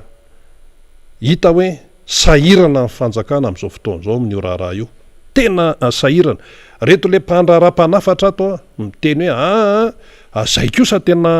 ho faty ihany ko zay raha ohatra ka tsy misy ny fandraisana fanapaha-kevitra de ny fanjakana eo anelanelana eo de ny vahoaka ato nefa efa hita hoe minainaina be de zay zany le iziko zay le izy dia ho hitatsika eo fa le vahoaka nefany de miaina foana n'lay fahasaranana isan'andro san'andro io zany zao le vidina gazoal sy lasantsy mbola io izy io dia ho hitatsika eo na hoe inona ny tena hoe fanapaha-kevitra iafarany zany fa mbola hoe mifamola koa moa zany zao andry zareo arak'izay resaka izay de anisany hoe mahatonga ny fiakarana ihany ko hoe vidim-piainana ozy sika resaka hoe lalàna ny tolotra sy ny tinady betsaka ny filana nefa ny vokatra kely dia eo ihany koa ny resaka fidina ny sandam-bola reo mantsy fandraindray daholy le izy de eo ihany ko ny hoe tsy miditra ny devise araka nefa nazavaitsika teo zany rehetrarehetra zany de anisan'ny miandraika any amin'le vidim-piainana daholo izany fa rehefa jerena zany le izy de saika misy eto Madagasikara daholo ireo olana ireo am'izao fotoan'izao ka mahatonga le hoe hausse des prix général eto amintsika de inona zany no andrasana ny fanjakana andrasan'ny vahoaka amin'ny fanjakana satria zao ny fanjakana izay mipetraka zay no fantatry ny vahoaka malagasy raha ny Frantsa sika de mifanjakana zay mipetraka tary amin'ny Macron eo zay mifantatry ny frantsay raha ny États-Unis sika de zay mifanjakana tary amin'ny Joe Biden eo zay mifantatry ny amerikanina tompoko de raha ny atsika amin'ny malagasy zany de hoe io misy régime de rehefa jerena nefa lizy tena tsy tafavoaka mihitsy ary ny eo anivon'ny fitantanana ny fiangonana efa betsaka noho ny teny de niovan'ny fiangonana efa nyteny tena jereo ty fa tena aimbahoakany ity resaka hoe vidim-piainana sy ny PPN sy ny naman'ity fa de hoe misy meno ve mosa tsy misy meno fa dia arahantsika tena amin'ny atsipriany ny fivoaran'ny raharaha izany fa de ny fanjakana moa miteny hoe zay zao ny eto zay zao ny eto de eo ary nareo zao ny eo de ataovy ara zay amahana ny olana satria fanjakana mamaolana ny tadiavina fa tsy fanjakana manilika any amin'ny hafa eny ary alefantsika ny soratsoratra isan-karazany fanehoan-kevitra dia ndray ny fanoizana ny fandarana ifaniry razafy manatany rehefa misy voninao dia raha tsika avy zany ikarina karina zany miteny hoe fitondrana tsy misy an'izao tenaina afa-tsy ny fahatrana ity misy ity izy mifoaza ary malagasy fotoana izao zay ny fomba fahitany namanaza i Alain Rakoto milaza hoe salana miara-manonja mbola tsy ampy ve ty vidim-piainany mbola manao ny ataony ko ny jirama isaky ny 30 minitra de tapaka foana sa hosoloa ny fitaovana atao tranonay satria betsaka ny fitaovana simba neny olona de mba asio resaka ity PPN miakatra isaky ny adiny 12 ity mbola misy fanjakana ve eto Madagasikara eka zay le nyresahantsika teo dia samy manamarika an'izay ny rehetrarehetra itovyrazaka moa zany ny miteny hoe dia salama daholo ny mpanaraka miara-manonja rehetra izy mba tenenao ny momba ity jirama ity Sokoberina Andrianaly Rabe Mananjara mety efa ty amiko zany tena loza no natao zany ny zavatra anseho zany omaly ariva zao zany zao de lasa miverina indray le resaka jirama iary miray indray zany de milaza hoe fary miarabantsika rehetra indray ny avy aty La Réunion fary miaraba ny any La Réunion ny any Saint-André ny any Saint-Denis ny any Sainte-Anne sy ny sisa il y a Brigitte miaraba anareo dia miaraba anao ihany ko ny atao miara-manonja MBS Radio Mada de Catherine de Nouveau koa miaraba ny miara-manonja MBS ihany ko zany dia miarabantsika rehetra i Fleurette Razana Drasoa de miaraba ny miara-manonja MBS de miaraba anao ihany ko lahaly aby ozy Rota Rakoto Arvelo miarabantsika rehetra any amin'ny faritra rehetra any de miarabantsika rehetra miara-manonja i Patrisia Rasoamana tena dia tiana Elianina ihany koa zany fialy miaraba miara-manonja indray de mankasitraka anareo hatrany de ianareo ihany koa no tena akasitrahana salama miara-manonja hoy Rafanomeza Tsoa Rado zany tena sira sisa tsy miakatra aty efa nytenenina teto io ny sira zao aloha sisa ny tena tsy niakatra ay zany raha mbola hiakatra io solok'io de angamba asa fotsiny de eo tsika mahita izy ny manaraka indray dia Rafanomeza Tsoa Rado ihany mila tonga saina isika malagasy mba tsy ho ataon'ny olona ohatran'izao ila tsy ho voavidy amin'ny PPN nefa ohatran'ny mbola hiakatra raha zao zava-misy zao mahaiza mifidy amin'ny manaraka aza amidy ny safidy mazava be mihitsy zany ny manaraka indray izy io tsa io sa iza salama daholo izy misaotra tonton amin'ny angomaovao amin'ny arena kibon'ny tany Antsipriany miatefany amin'ny tonton mota zany angamba izy zany mahafantatra tsara fanafoanana ireo tany lasan'ny karana zay ny fanehoan-kevitsika zany tamin'iny ka dia reny mo avy any amintsika afantarana ihany koa hoe manahoana ny feedback isan-karazany eny ary faniry Razafy Manantany efa io ianao io nanomana zavatra maromaro ihany koa somary niompana kely tamin'ny toe-karena ny resaka iteo kanefa ankoatran'izay mbola maro ihany koa zavatra resahana andao ary de misaotra anao rena zay nanokatra ny fandarina sady nitondra ny fandraisana ny vahiny tompotranotsika teo misaotra ihany koa ny namantsika Motarson zay niaraka tamintsika teo nandritran'izay adiny vitsivitsy izay miarabantsika rehetra ny amin'ny toerana zay misy atsika rehetra any manerina izao tontolo zao indrindra moa reo namana tsy mahafoy any ampitan-dranomasina tena mifandray amintsika mifanoratra mizara ny vaovao ary anisany ihany koa manome tolo-kevitra ny amin'ny fahitany zava-misy aty Madagasikara de anaovana kokoa faobe tsika rehetrarehetra any amin'izay toerana misy atsika ny ampitan-dranomasina rehetrarehetra any na ny mpandray anjara mavitsika amin'ny alalan'ny soratsoratra ny commentaire izany na ianareo mpizara ihany koa manao partage na reo zay anisany manao n'izay masiny j'adore sy ny rehetrarehetra zany dia isaorana betsaka ianareo ny eto toerana moa tsy adino fa reny anisany tena mpanaraka atsika Rina Rabe Mananjara de manao kokoa atsika menakavy eto toerana mbola veriko ihany ny aontsika tamin'ny sabotsy teo de betsaka ny kokoa no menareo tena maro be misy ary tena saika tsy tafavoaka tao anatin'ny lalana tao satria dia ny fampiresaka tamintsika ny fanaretsaka fa atao kokoa faobe foana zany isika rehetrarehetra naizana misy atsika na ny viliazo na ny fiefera na ny kadinandrina na manandrina satria avaratra andolo zany de ataoko faobe le izy tamintsika ny fakahita zany fa misy ambohidrano atsapan-drano andrano velona zany ka eo zany de za hoe faobe le izy satria tena mbola nisy ny antso hoe tsy niteneninao de tsy voasingatsingako le izy re olona fa mialatsy indrindra de ohatran'za koa belanitra nafimaritra be tao rangatena efa miditra anaty fiara mbola savolia mihitsy am'le tolo-kevitra samy hafa de hoe milaza ivahiny de misokatra ho atsika mivaravara miara-manonja misokatra ho atsika satria mampiresaka mampiteny atsika hiteny zava-misy amin'ny marary atsika satria rehefa tena ninona le izy Rina tena hoe le vahoaka mihitsy marary ary tsisy zay tsy mitaraina ao ny sasa mitaraina amin'ny alafosany zezika ao ndray ny sasa mitaraina fa hoe mampitombo ny karamany ireo mpanao ny saraka tsa zany le isan'andro le mpiasa isan'andro zany eo ndray sasa mitenen'le hoe tena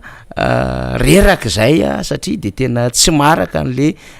sarandalana intsony le vola kelinay de lasa atosika amin'ny sarety le izy ny sasandray entina amin'ny bisiklety de nefa le entina bisiklety ndray mihena ny lanjan'le entana ho amidy zany de tena manahirana de fa hoe asa fotsiny le fambolena fa tsy manana asa hafa koatran'izay de atao fotsiny le izy de zay azo ao ny avadibadika zany ny fiompiana moa zany de tsy manao an'le fiompiana ntsony le tatsa malagasy amin'ny akapobeany le hoe tena fiompiana fitadiavam-bola fa fiompiana fakana fafinaretana fotsiny le izy sy fiompiana zany vadivadinasa fa tsy manao an'lizy oatra ny taloha iny mamadika vola le malagasy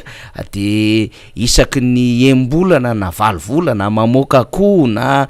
tena maharaka tsara ny sakafon'ny omby de mivarotra ronono na mamoaka ganagana satria iny amfaritry ambadiky lemaky laniera iny aty abelanitra sy manodidina iny any ganagana zany satria milalorano tsara mihitsiny de tena sahirana de hoe tsy tatsona angely izy raha faniry le atody tsy zaka amin'ny malagasy satria le atody gasy zany arivo ariary ny vidiny le atody gana koa mihotrotra kelan'izay na mifanahtsahana am'izay de tsy mahazaka le izy le atody tsotra iny ara moa zany 500 dimapolo sy 5 eninjato zara fa misy mahavidy zany am'izao fotoana zao de verina ny leran'ny taloha hoe tsy takatry ny kely volo zao ny atody de menimenina de fa inona foana ary no atao tsy hita mihitsy le izy tena manahirana ny kitay ataina tsy ahitana hoe aiza le izy satria bon le orana koa moa zany avy de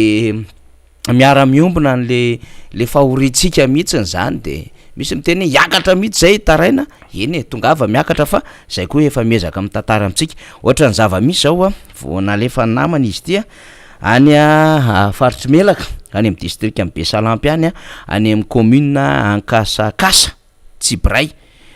zany hoe 570 kilometatra havaratry Besalampy misy an'izany rina de vidina 510 ariary ny kapoka ny vary de ny kapoka ny kafe 4 ariary ny siramamy raika kapoka satria ny azy amin'ny kapoka 510 ariary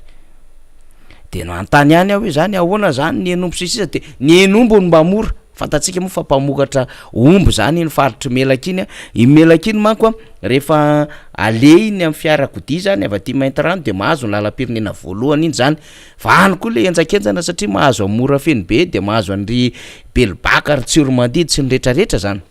betsaka ny omby de ozatra reo hoe lasa le loka ny solon'ny vary de mivary ny solon'ny loka satria le enombo zany mora sy mitobaka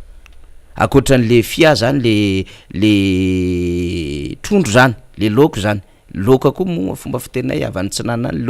loka sira na loka maina zany fomba fiteny azy daholo zany misy fiantso azy koa any amin'ny faritra avalitra andrefana na any atsimo any zany de reny zany ny trondro mora zany eo zany ranomasina eo ny ranomamy fa ny enomby ihany koa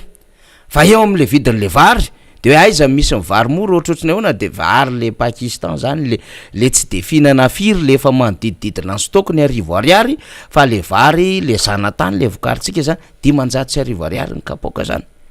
de le vary io ara le lazaina zany fa le importé de misy 210 ariary ihany koa zany miparitaka any amin'ny tsena rehetrarehetra dikan'izay zany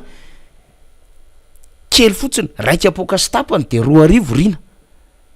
nefa le fitadiavam-bola tena sahira tena sasatra lay avaoka any ambanivola any hiakatreto moa ny namana avy any melaka any rehefa tonga fotoana satria mbola handeha lalana lavidavitra izy amin'ny asany zany de ho avy eto amintsika izy hanangona ny vaovao zay ihany koa no anterina amintsika hoe apitao ny vaovao ny zava-misy sy ny vidin-javatra any amintsika any ho resahana isy namana rena arabe mananjara de vakina misoratsoratra zany de miangavy sy miantso ny namana teknisiana tsika hoe ho an'ireo zay soratra zay milaza ny vidin-javatra de mba alefaso zany ho hitany rehetra manko zany rehetrarehetra zany omaly nisy fivoriana rina nataon'lay ministre ny indostrie sy mivarotra sy mifanjifana niaraka tamina mpiambana ao anatin'izao ny mpanjifa vitsivitsy maromaro zany fa ny tao anatin'izay ny sokafina de hoe tsy ampijaly ny mpanjifa ny ministre mifanjifana fa ny zava-misy tena io mihitsiny bloqué am'le resaka an'le hoe varina farana ne le ministere bloqué am'le resaka simenitra ny SPM le ministere fa zany resahantsika zany zao zany misy any akasakasa zany ny vidim-piainana 3 fois amin'ny vidim-piainana teo aloha any midongy atsimo de inta ny solution men'le fanjakana any amin'ny faritra lavitra zany resahantsika zany rina fa eto Antananarivo tena resahantsika ny eto Antananarivo fa tena sahirana ny olona ny trondro any faritry maraotsetra any tsaingatsainga eo amin'ny 10 isa eo zany am'izao fotoana zao ny 2 zany raha jerevantsika rina de hoe mora zany 10 isa fa taloha zany anoany amin'ny 20 isa ny tsaingatsainga zany fa dikan'izay miakatra le vidim-piainana de micalcule le vola miditra aminy a ny tatsahno mpanjono a sy ny rehetrarehetra de zava-misy nefa iainana le izy lasa variana mamono hafa eto Antananarivo le fitondram-panjakana fa tsy mijery ny zava-misy any ambany vohatra de ny eto Antananarivo ny darofana Vatsitsinjo firaisana fahaefatra firaisana faharoa fahadimy fahaenina fahatelo voalohany atsimrano avaradrano satria atahorana hetsika le olona am'le explosion sociale fa tsy mahavita tapabolana ane le Vatsitsinjo e fa ny any amin'ny faritra rehetra any mba mendrandra zany de mba nantany efa nahazo vatsiny ehe tsambola de manontany any nisy fotoana tamin'ny Vodirena tany lavitra zany any Vodirena zany any volohina any misy an'zany nampilahary reo olo reo fa hoe alaina ny lista fa azo an'ity tosika fameno ty miala amin'ny 2 maraina ny mitoerana misy azy amin'ny 7 alina vao mody mbola tsy voray anaty lisitra mba azona n'le 100 000 ariary iny loha tetikasa miaraka amin'ny mpamatsy vola iraisam-pirenena ny fanjakana ary mifidy mampalahelo le vahoaka e tena mihinana tsy fihinana nefa le tsy fihinana azy izy ny député Rambo tsy misy de tsaroko tsara ny teny député Rastany hoe raha ohatra te hampirevy vahoaka de votriso ny kibony avoty izy mivoaka anaty lavaka fa tsy mahay mampirevy vahoaka le mpitondra fanjakana divotry le scandale divotry le corruption divotry le ady anaty divotry le surenchère an'le sampikambana mpanohana an'le fitondrana am'le marchandage politika samihafa am'le hoe zay mba ome ministère fa zay tsy nahazo ministère hatram'izay ka omena ara de avity inona nefa de mamory vory eo de midina manao any eny ministère nivaritra sy mifantsifana manao parady eny fotsiny ohatra zany ingele teo aloha riny manao an'le gilet de hoe mandray andraikitra de miaraka an'le bentsena de mijery any amin'ny épicerie de hoe ara-dalàna tsy ara-dalàna ty taratasinareo ty fa manino ty miakatra ka le olona samy manana masikarenany ka nefa ny ammelaka tsy hitany lavitra tsy hitany de anamafy ny fidinana eny fotony fa le izy efa nambara taminareo tompoko be loatra lay taxe alainareo le abatserana na any faditserana alainareo satria manentsika an'le volam-panjakana ianareo eo anivon'lay a etra zany sy le aba ray zay faharoa zay nareo miteny fa misy ny présence de l'État eny amin'ny sehatra rehetrarehetra eny na infrastructure zany na problème zany fa le présence de l'État tsy mitondra résultat mihitsy ny hatram'izao on est en 2022 tsika zao 2019 nareo teo tsy mitondra résultat le izy fa le vahoaka foana no mitady le vahoaka nge no mitady solution ho azy riny fa tsy le fanjakana no mitady solution an'le vahoaka fa le vahoaka no mitady solution azy satria tsy maintsy mihinan-kanina satria tsy maintsy mekanjo satria tsy maintsy misotro rano satria tsy maintsy mandeha mianatra satria tsy maintsy tsaboina de inona solution hitany solution mahapotika azy no hitany manjary mivarim-pananana le malagasy firifiry ny olona am'izao fotoana zao ny renao varitra tany zay mivaritra tany misy tany amidy ary misy zavatra amidy ary misy trano fiara télé zany hoe le bien le malagasy le mafananana kely le malagasy ny ariny tao nandritra ny fotoana maro tsy voatery amidy hatramina lova vao maty ny ray aman-dreny tonga de mivarim-pananana le malagasy sasany satria mbola nisy conservation ihany nataon'le ray aman-dreny hoe tsy kitihana aloha le fananatsika fa zao vao maty de mivaritra satria ninona tsy mahazaka an'le endurance an'le vidim-piainana sy le fahantrana le malagasy fa ry manam-pahaizana sy ry bac plus 24 ry pisolelaka tsy mahita an'izany fa ny azo mifantany maraina izy alainy tomobily-panjakana aterina mody any an-trano zany anaovana ny servisy ariva izy alaina miantso ny vadiny izy mandeha miantsena any amin'ny grande surface izy miaraka am'zanany izy mijery restaurant mitady bistro izy rehefa weekend izy mavita mbola mandeha any apefy mavita mandeha makany Ambatolampy ary en coin de Fagra mandeha mavita makany amin'ny Ermitage Matasoa et consort vita daholy fa tsy afaka manao an'izany tsolo le malagasy omaly efa nyresahako teto zany fa misy namana tena ny teny mihitsy miaingy aho izy le namana ay tsy nyresahako teto moa zany le izy fa vomaly nyresahan'le namana tamiko le izy tena ny sakana ny teny an-dalana mihitsy de mba hampitaiko le afatra mino fa rahariva izy voahenan'ity fandarantsika ty satria anoany amin'ny fitosasany alilany izy zany rehefa tonga otrano de antsisa mba mieno izy inona ny vavaona salama zany fa miala amin'ny efatra maraina tompoko le olona amba vohatra be misy azy any mbadika zany ambomangakely zany volomborona any ambadika any misy azy miala amonjy fotoana amin'ny enina sasany amin'ny fito amin'ny vilona ery analakely amin'ny centre ville mamaneranera sisa ny azo atao manera-tany de mba mienoeno namana eo izy ambiza olona nanana mba tena sehatra na izy azy teo amin'ny fiarikarena manokany zany ary mba tsy de hoe tsy manam-pahaizana fa mba nanam-pahaizana mba nianatra manana vady aman-janaka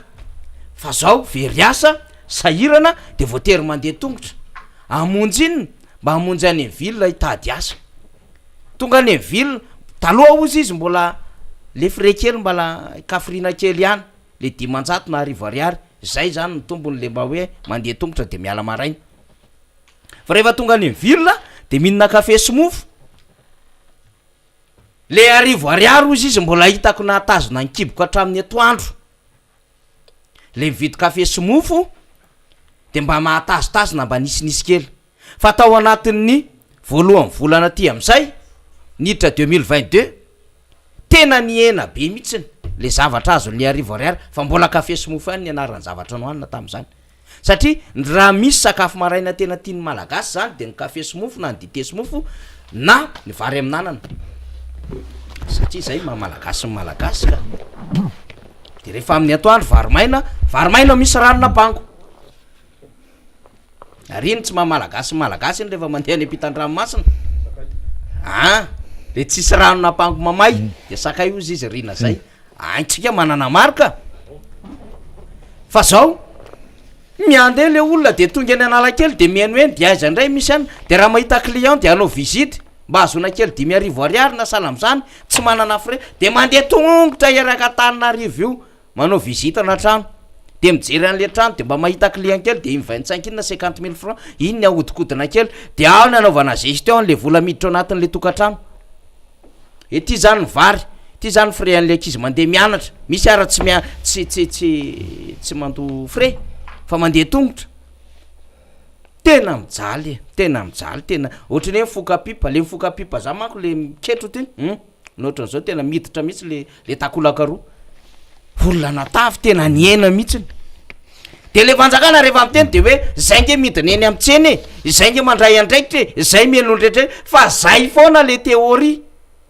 fa le fanatanterahana lizo tonga asa makany amin'ny vahoaka tsy misy zay le tenentsika eo le présence de l'état resandry zareo satria ainy le manao fihetsiketsehana ka izy manao gilet mandeha eny mba te hiavaka ao amin'ny lafiny rehetrarehetra izy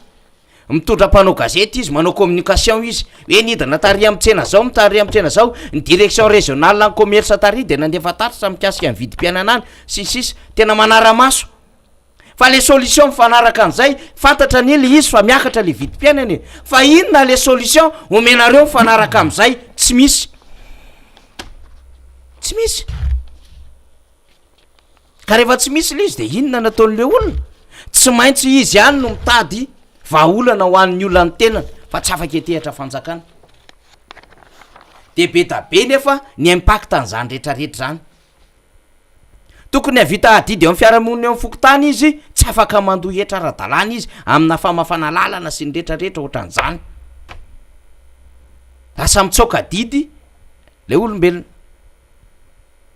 na ny etratrano raha tsy voaloha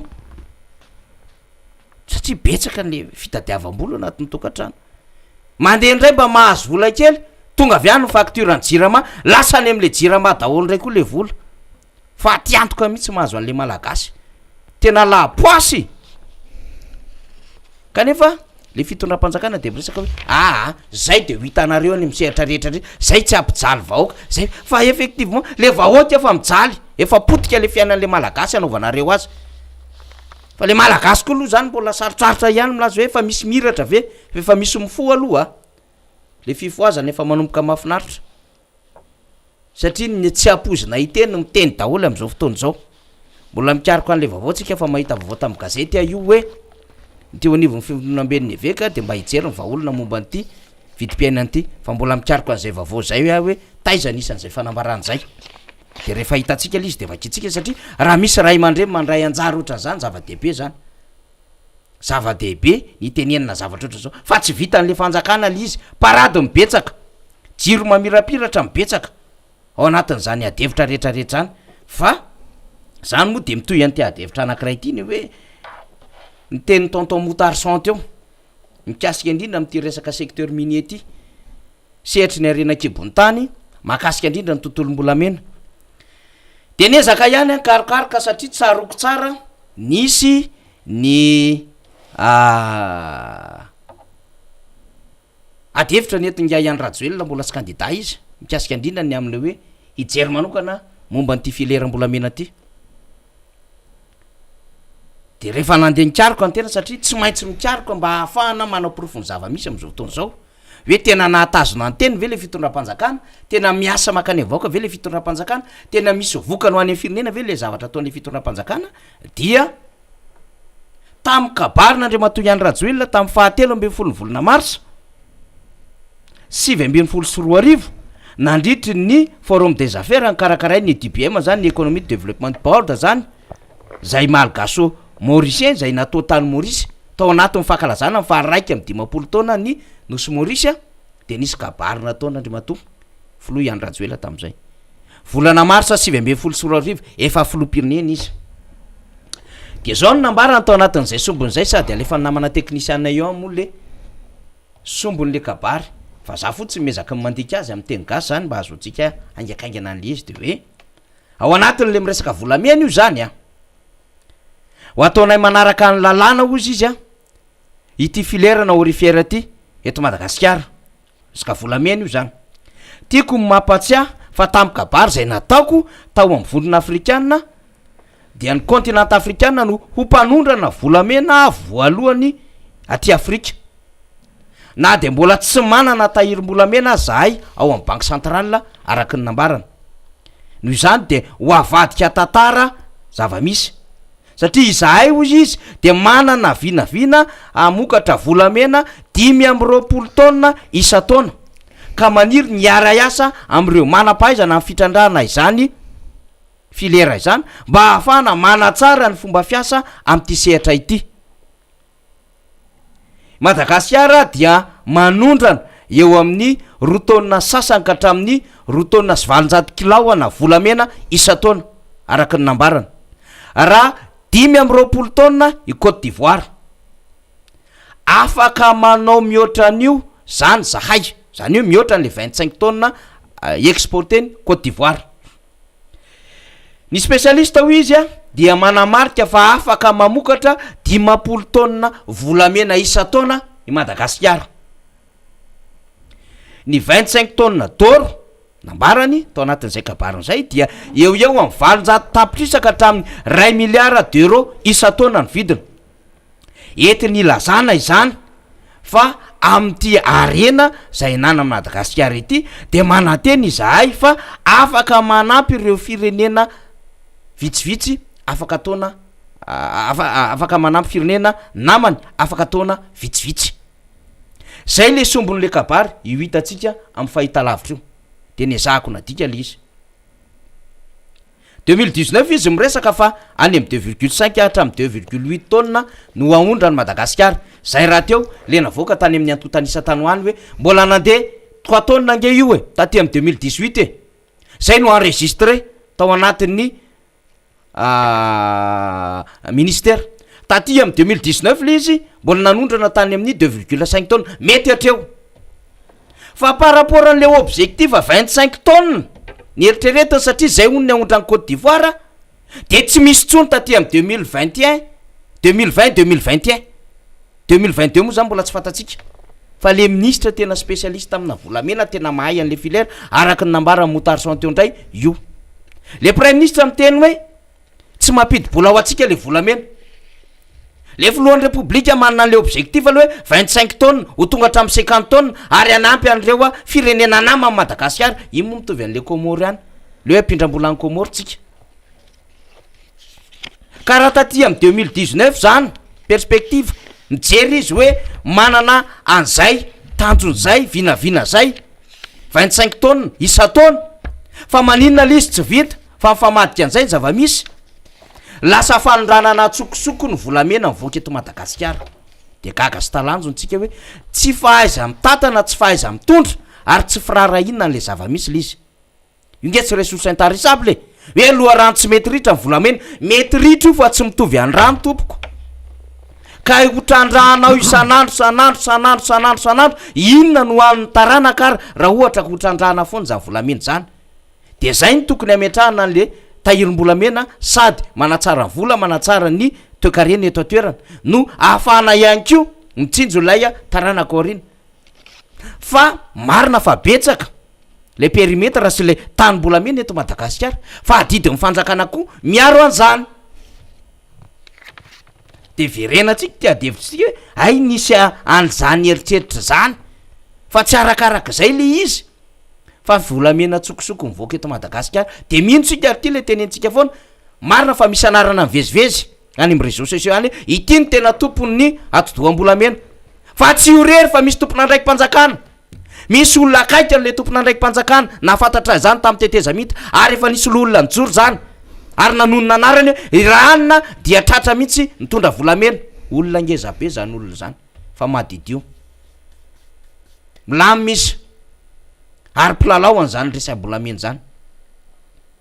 dia zay zany tsy comptabilité ao anatin'ny caisse de l'État le volamena mivoaka tsokosoko fa manakarena ny sasany ary ny tena loza de ny 2% an'le vola anatin'le devise io any ny rapatrie eto Madagasikara tsy miditra eto le vola am'ilay devise am'le volamena any am'le produit hafa andray no miditra ohatry ny letchi sy ny zavatra hafa sy ny vanille sy ny girofle de very le devise satria tsy miditra eto na de misy lalàna koa raha manery hoe ny mida tsy maintsy manakalo ny devise amin'ny marché interbancaire de devise ny mpandraraha zay mampody ny devise ny eto Madagasikara zany perta daholo fa tsy hitan'le fitondram-panjakana zay anaovana anazy tsy hitany ka amoaka didim-panjakana le didim-panjakana tsy miasa de ty zany de verenatsika ty hoe efa tapitra ihany le mandahanao le 25 tonnes d'or tsy hitanao le afaka manao mihoatra ny ohatra any amin'ny 50 tonnes tsy hita le izy zay hoa le kabary fotsy mibetsaka le fampanofisana an'le malagasy sy le eritreritra no zavatra hafa fa le fanatanterahana azy tsy mitovy mihitsy mipaka eny avaoka velantsika eo iny adevitra iny fa efa vonombonina ato akaiky ato ny député Fetra Ralamo Zafimbololona zay filohan'ny volona parlementaire tiako Madagasikara député amin'ny boribory tamin'ny fadimy satria alarobia ny andro dia ny député Fetra no miaraka amintsika tahaka ny mahazatra natao fampidirina daholo reny fa nadiadiny reny député fa miarabanao aloha tonga somatsara miaraba namana faniry dia ao anatin'izany koa no anaovana arahaba sy ny tondrana ny arahaba sy ny kopakopa tanana ho an'ny mpanaraka n'izao fandarana miara-manonjo zao mbola mafisina foana hatrany ny fisaorana antsika rehetra amin'ny fanarahana tsy tapaka zao fandarana izao ny zavatra tiana horesahana sy tondrana faneo kevitra dia tsy mitsahatra mihitsy ary tena maro ny fotoana ny tsy ampy na mandra-parain'ny andro ary isika dia anakambara foana raha ny hoe tsy fetezany zavatra eto amin'ity fireneny ity no horesahana eto daholo fa anisan'ny anankiray horesahako amin'ny anio dia mahakasika aloha ny resaka vatitsinjo io resaka fiainana andavanandro ny mponina iresaka ihany koa ny resaka toeran'ny mpanohatra amin'ny akapobeny sy tsy fanomezana zany tena toeran'ny fanoherana eto amin'ity Madagasikara ty zay anisany manodidina an'izay zany ary misy madinidinika eny tsefatsefany eny mahakasika ny afatra izay nangatahan'ny vahoaka solotenan'ny vahoaka nisy an'izany ny tany anivon'ny paramedy izay efa nanao reny fihetsiketsehany reny ho fitakina ny anjara karama sy tamby karamany ao ihany koa ireo mpiasa ao ministera ny fahasalamana zay totiako manokana amin'andriamato minisitra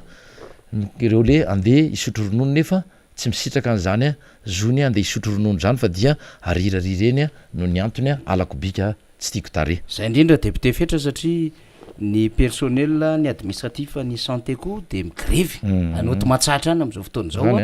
de misy sary zay hitantsika io zany mbola eo mpanangonana ny vaovao mantsika de ny azy ndray de mitako fisondrotan-karama mazana be tsy araka itsony tena sahirana le vahoaka sakatry ny vidim-piainana de hitantsika am'izao le izy ny syndicat personnel ny administratif ny santé oto-matsiatra de ny antambo be sy ny rehetrarehetra zany hitantsika zany fa ho tateritsika eto any ny vaovao fa teny an'izay moa député fetra de tonga de natsofotsika le sary zay nahazoantsika ny vaovao zany mialatsy indrindra député tsisy olana faniry satria mifandray ary adiditsika eto amin'ity fandarana ity ny mitondra an'izay etaetany vahoaka sy fitaraina ny vahoaka izay anisan'ny vahoaka reny mpiasan'ny ministera reny ary anisan'ny miasa mafy ireny eny hatramin'izao aza indrindra hatramin'iny idirany ity covid-19 ity izay inona moa tsy nampanantena anazy mitovy am'ireo le fampandriana adrisa maro izay nataony ty fitondrana ity de zao moa tonga hatramin'ny hoe amam-bolana maro no tsy voaloha ary tsy eo anivonareo tsy manamaivana akory sanatry ny fitakina ataon'ireo paramedy ireo fa misehatra maro mihitsy eto amin'ny firenena dia raha tsy mangataka ianao na migrevy dia nisetry ny aloha lacrimogène sy mpitandro filaminana dia mody amena atao compte goutte kely na ny vatsim-pianaram-pianatra na ny ampahambola ny ray volana no atin'ny 5 volana ihany no aloha dia zay zany ny mampalahelo am'le fomba hitantanana le firenena amin'ny akapobeny nyteniko teo nanao hoe fanamafinatra fa ao anatin'izay resaka sehatry ny fahasalamana sy ny ministera ny fahasalamana izay dia nisy ny fitarainana azo zany hoe tsy afaka ivalapatra ny am'izay fa mitodika an'Andriamato ministra ny fahasalamana ary Ramatoa Asamo Rambola ilay Ramatoa zay ny secrétaire général fa tsy raharaham-pianakaviana izy io na nanaovanareo alako bika tsy tiako tare fa tokony ho jerena ny mahakasika an'ireo olona nandeha ny sotro ronono nefa hatramin'izao misy ny atao hoe blocage na fanakanana any ambadimbadika any tsy ahafahan'ny olona isitraka satria no ny antony zay tsy olazaiko eto satria to antony manokana raha manokana zareo tany fifandraisan'ny manokana tany no ametrahan'le sakanaka tsy azo ekeny zany jereo zay fomba hahazona mamano zay raha matoa secrétaire général sy Andriamato ministra any anivon'ny ministera any zany zavatra mitranga izany raha eo anatin'ny olana maro zay efa mianjady amin'ny mpiasa-panjakana sy ny mpiasa ministera ny fahasalamana zany netiko teto zany ka mino fa andrainy andraikitra tandrify ianareo raha matoa secrétaire général sy Andriamato ministra fa efa nahavita be teo anivon'ny asa-panjakana ireo olona vitsivitsy maromaro izay mbola tsy afaka misitraka izany fisotrondronono zany no ny sakatsakana napetraky ny sasany mbola tsy hiteniny anarana eto ho an'ny androany fa fotoana iverenako amin'ny manaraka de manantena fa isy zay fandraisana andraikitra ataon'ny mpiara-miasa amin'ny Andriamato ministry ny fahasalamana izay ny manaraka ihany koa de amafisiko eto ny teny efa nataoko tamin'ny heriny izay ny saorako ny préfet de police teto Antananarivo tamin'ny fanambarana nataony mahakasika ny tsy fahatomombanany na niendrika fanodikodinana na tena fanodikodinana nisy teny amin'ny boriboritany voaresaka ny boriboritany faefatra fa voaresaka ihany koa ny boriboritany fahadimy de ananome baiky tamin'izay fotoandray ny préfet de police mino fa voarayany to anivon'ny commissariat central zany sy ireo commissariat ny arrondissement rehetra misy eto Antananarivo reny vohatra ny tiako ambara dia manolo tena izahay sy lombavambahoaka voafidy tao amin'ny boriboritany fahadimy ifanome tanana aminareo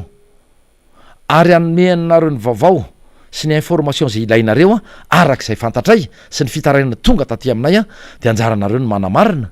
na tena mitombony zany na tsy nitombona fa misy ny mety hoe sanatry sao de fitorotoroana fotsiny fa tena misy ny akamarony kosa de tena voapirofo fa nisy zany fanodikodinany zany tamin'ireny fanampiana ny vahoaka manoloana ny fidirany zany covid-19 resaka vatsitsinjo tosika fa meno dia nisy ny kitrano atrano ka de manantena Andriamato préfet manantena Andriamato commissaire central sy anareo commissaire ndreo boriboritany mifea chef de service am'ireo commissariat ny arrondissement misy eto Antananarivo fa iantso anay ianareo fanomezanay tanana nomezanay vaovao fanandrify am'zany fanodikodinana satria manana ny profo maro zay eto apela-tanana torak'izany ihany koa ny efa nataon'ireo firaisamon'ny pirenena raisamonina sivily a teny amin'iny boribory tany fahadimy a mino fa afaka anampy atsika izy reo a am'izany fanady adiny zany a satria tsy azo ekena ny fanararotana ny fahasairana ny firenena fahasairana ny vahoaka nefa mbola ny tombontsoa manokana sy ny fitiavatena no ampanjakana any anatiny zany fizarana sy fitanylana ny am'y fizarana fanampiana izany zay no ataoko hoe tsetsatetsatsiaritra anakiroa fa ny akapobeny ny fandraisako anjara fitenenana sy faneo-kevitra eto androany a dia mahakasika ny toerany mpanohatra misy ny saika adiniko mbola misy anakiray fa tsy aritry ty namana faniry a ialakotsiny aminareo mpiaino any koa satria ny zavatra misy dia efa nyresahany honorable colonel Rambo teto ihany omaly sy faniry mahakasika ny toetoetra akapobeny hoe anisany antony mahatonga ny ty fireneny ty ho tafalatsaka lalina ao anatiny zao fahantrana izao ninninna zava-misy eratany na ady any Rosia any Ukraine na ny resaka aretina Covid-19 io a na ny resaka cyclone io na tsy fialana izany fa anisan'ny tena antony lehibe akoatriny tsy faiza mitantana dia ny fomba mamoehatra ataon'ireo le mpanolotsaina sy olona manodidina ny filoham-pirenena akoatrany tsy faiza manao zay akoatrany tsy fiomanany hitantana nyty firenena ty de ireny tsy aritry ny tsy resaka nyty zavatra ty dia ny fiakarany lay ramatoa izay taleny serasera teo aloha tao amin'ny ainao manjery tsy miankina iray ny zavatra mampalahelo dia misy fiatraikana ty amin'ny fiainam-bahoaka ny olona tahaka ireny sy ny fahefana nanany olona tahaka ireny ny toerana omena ny olona toy ireny ary minoa ihany nareo fa maromaro izy ny toy ireny ao andapa ao a tsy refesy mandidy mpanolo-tsaina pampijabaka manambany olona marina mahay izy rehefa mandre azy miteny a dia voafeny asana mpanao gazety taloha moa izy zany fa ankehitriny izy mpanolo-tsaina any amin'ny masovoantsika any la France any fa mazoto miakatra mihitsy izy ao amin'ny fandarana anakiray amin'ny tele tsy miankina zay araky ny tegniko teo hoe ny olona toy ireny a dia maro ao andapa ao manodidina ny filoham-pirenena miaro be fahatany ary tena manao tsinitsinina mihitsy a izany efa hoe fahantranony vahoaka izay izy mianakavy a no tena tompona ndraikitra tam'izany a fampidirana ankizy a fiainam-bahoaka fiainany vahoaka malagasy izany de mbola sahany milaza toy ny hoe ny filoham-pirenena veny de anao fanajariana ny tany ary sy ary ny filoham-pirenena veny de ijery any fotony any ny tantarahanyty ministra ty veny zao satria tsy nitanterahana ministra nga zany baiky nataon'ny filoham-pirenena zany hoe manala n'lay filoham-pirenena izy dia ny ministra nomenitsiny fa izy aloha no nanendry an'ireo ministra reo e lazay fa nifilora valomanana indray no nanendry izany lazay fa ny solom-bafam-bahoaka avaty anivon'ny tiako Madagasikara no nanendry izany fa le fialana andraikitra efa nyresahantsika zay tamin'iny fotoana tamin'iny herinandro lasa iny ny hoe tsy nisy fitondrana tsy nisy mpitondra mbola nanabady vahoaka toy ty mpitondra ty tao anatin'ny taona maro izay tsy nisy mpitondra mbola tena na hoe fanjanahan-tsaina sy fandeme-tsaina toy ty mpitondra am'izao fotoana zao ity zay nanomboka mitondra antsika tamin'ny 7 dia tsy nahy naka lesona tam'izay fitondrana teteza mity zay satria efa 8 taona nitondrana ho azany Andriamatoa Andry Rajoelina izany fa noho ireo olona manampitrotraka manodidina azy no mbola mampiditra lalina le firenena ao anaty fahantrana satria dia mbola manambany na ny mpanao gazety namany marina mbola zandriny izany mpanentana atao am'izany fandarana zany a fa tena ny fomba hitenako azy de maharikoriko raha nitoetrany satria de tena mirediredy ametrahana fanontaniana zany ny fomba fiasa ao andapa ao agnamany ametrahan'le mpanao gazety fanontaniana izy ny te hiakatra eo ary mino fa izy ny nangataka hiakatra teo am'izany plateau ana fandarana izany fanontaniana no napetraka ilay mpanao gazety aminy namana faniry sy mpiaino ajaina fa fanontaniana no amaliny ny fanontaniana lay mpanao gazety asa zay nge fanontaniana napetraka teo hoe mba mpanao gazety ihany ve le olona reny zany natao hoe lehibe tokony anome ohatra ana miasa fanaovan-gazety milaza izy fa tsy ampy professionnalisme ny anareo tsy ampy fanadiadina ianareo nefa raha nyresaka re mahakasika an'izany raha SMMC zay mahavororoy azy zany a dia efa betsaka nany any tambazotra na nytany amin'ny gazety tsy voatery gazetin'ny fanoherana nefa nitondra pirofo ny mahavoasaringotra izany olona izany a nefa dia mbola eo foana ihany zany olona zany na manafaniry ary mbola mireare zany olona izany dia tsy mampianatra no ataony fa manambany raha ny resaka epika izy reny hoe établissement public à caractère commercial et industriel de nampalahelo satria dia mahazaky ianao andre matobo mpanetana zany fandaharany zany fa raha izany teo amin'ny toeranao tsy fantatra zay nefa rano reny zavatra reny a fa ny olona toy ireny zay moa tsy ny akapobe ny tiako nidirana teo hoe ny olona toy ireny a no tena manimba akoatrany tsy faiza manao an'izy tsy faiza mitantan'le mpitondra de ny olona manodidina ny filosy mpanolo-tsainy reny mino mihitsy afa reny ny anisan'ny tena mpanapaka ao andapa ao manao zay tiany atao a de reny manampitrotraka fotsiny akoatra nyty zavatra resahako manaraka ty ka aloha ho atsahatra ohatreo zay zavatra efa iverenako ny tena ataoko hoe zava-dehibe tsy hoe manamaivana kory ary ny resaka reny zavatra reny fa ilaina daholo ny fahafantaran'ny vahoaka sy ny fanehokevitra manoloana ny reny tranga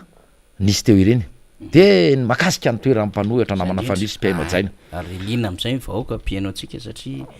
betsaka ny zavatra zay mandeha am'izao fotoana zao ary hilaina ny hevitry ny mpanohatra sy ny fijoroan'ny mpanohatra kanefa koa misy lalàna mametraka ny fanoherana de zay ngamba tsara hitondraina fanazavana sy fanadadiana depute fetra efa imbetsaka noho ny resahana n'izy ty teto natalohany nataorina n'lay tolo-dalàna nitondra ny anarana hoe tolo-dalàna ary zafitsy andreo fa Brunel satria izy moa zany no nisan'ny tondra zany tamin'ny 2024 dia nyresahana tamin'izany fotoana zany koa ny resaka lalàna 2011-013 izay nampandaniny nampandany izany a ny filoha-pirenena ankehitriny raha mbola filohan'ny tetezamita avy nanonga-panjakana izy tamin'izany fotoana saika mba nisy zavatra tsara ihany nataony a saika hoy aho fa marina hoe nampandaniana tamin'ny karnepoky tany izany lalam-panorenany zany tamin'izany fotoana fa nefa tsy voatery ho ratsy daholo kosa ny voarakitra tao anatiny fa izao anefa nanahoana le fampiarana azy zay le nodina mitapy zay le nodina fanina satria tsara ho fantatry ny vahoaka fa Andriamatorajoelina sy ny mpanao lalàna sy ny mpahay lalàna ary ny mpanaradia azy tamin'izany fotoana no nampandany io 2011-013 zay sata mifeny mpanohatra sy ny atoko politika eto Madagasikara tsy nampiariny zany tsy napetraka ilay tsy navoaka ilay didy fampiarana dia nodina fanina teny nanaovany izany anefa tsara ho fantatry ny vahoaka ny antony nametrahany izany dia nieritreritra izy a fa tsy ho lany filoha-pirenena izany a fa mety Andriamatora Valomanana zay fantany fa adversera matanjaka manana ny maha izy azy a raha misehatra politika no resahana tena mbamboariny fanaraka tsara tamin'ny zay mapety azy a ilay lalàna 2011-013 satria izy nefa niomana hipetraka eo amin'izany fanoherana zany tsy zay nefa ny zava-misy a fa nandeha ny fikafika rehetra nandeha ny alabato a nandeha ny fandrendrena saim-bahoaka de io izy tonga eo amin'ny toerana eo a tsy hidirantsika lalina zay nefa na izany anaty zany misy tsy aritra any ao anatin'izany hoe ny antony nahatongavany teo de ara-dalàna araka ny nambara fa tsy ara-drariny satria resaka nainga tamin'ny hevitry ny ACC nainga tamin'ny avian'ny ACC tsy décision a de naodikodina teo zay resak'zay dia navadibadika te de hoe nainga tamin'ity a fa tsy maintsy ho atao fanoherana na opposition parlementaire no apetraka fa tsy opposition tokoro araky ny voalazan'ny lalàna sy araky ny efa nandaninany zany lalàna 2011-013 zany tsy valam-paratsika any amin'iny fa ny zavatra mampalahelo dia hoe aizandray ary atao tsinitsinina ao le vahoaka atao fitaovana ny rafitra rehetra misy ny institution misy ny androm-panjakana misy eto tsy misy lay amafisina eto tsy misy lay fanasaraha-pahefana tsy misy lay fisaraha-pahefana fa izay tiany fahefana mpanatanteraka atao a dia atao dia lany iny efa vadika lalàna izany hoe proposition de loi na tolo-dalàna Brunel zany efa tsy tolo-dalàna tsony fa lalàna hay izy am'izao tsika miteny zao tsisy tokotaniny itsony tsy ao le finiavana ny tiako atongavana de izao maninona le firenena ny latsaka ao anatin' zao fahantrana sy latsaka katerena am'izao fotoana hitenenantsika izao ninninona zavatra nitranga ho ana iraisa-pirenena teto toerana satria tsy manana ny toerany a ny fanoerana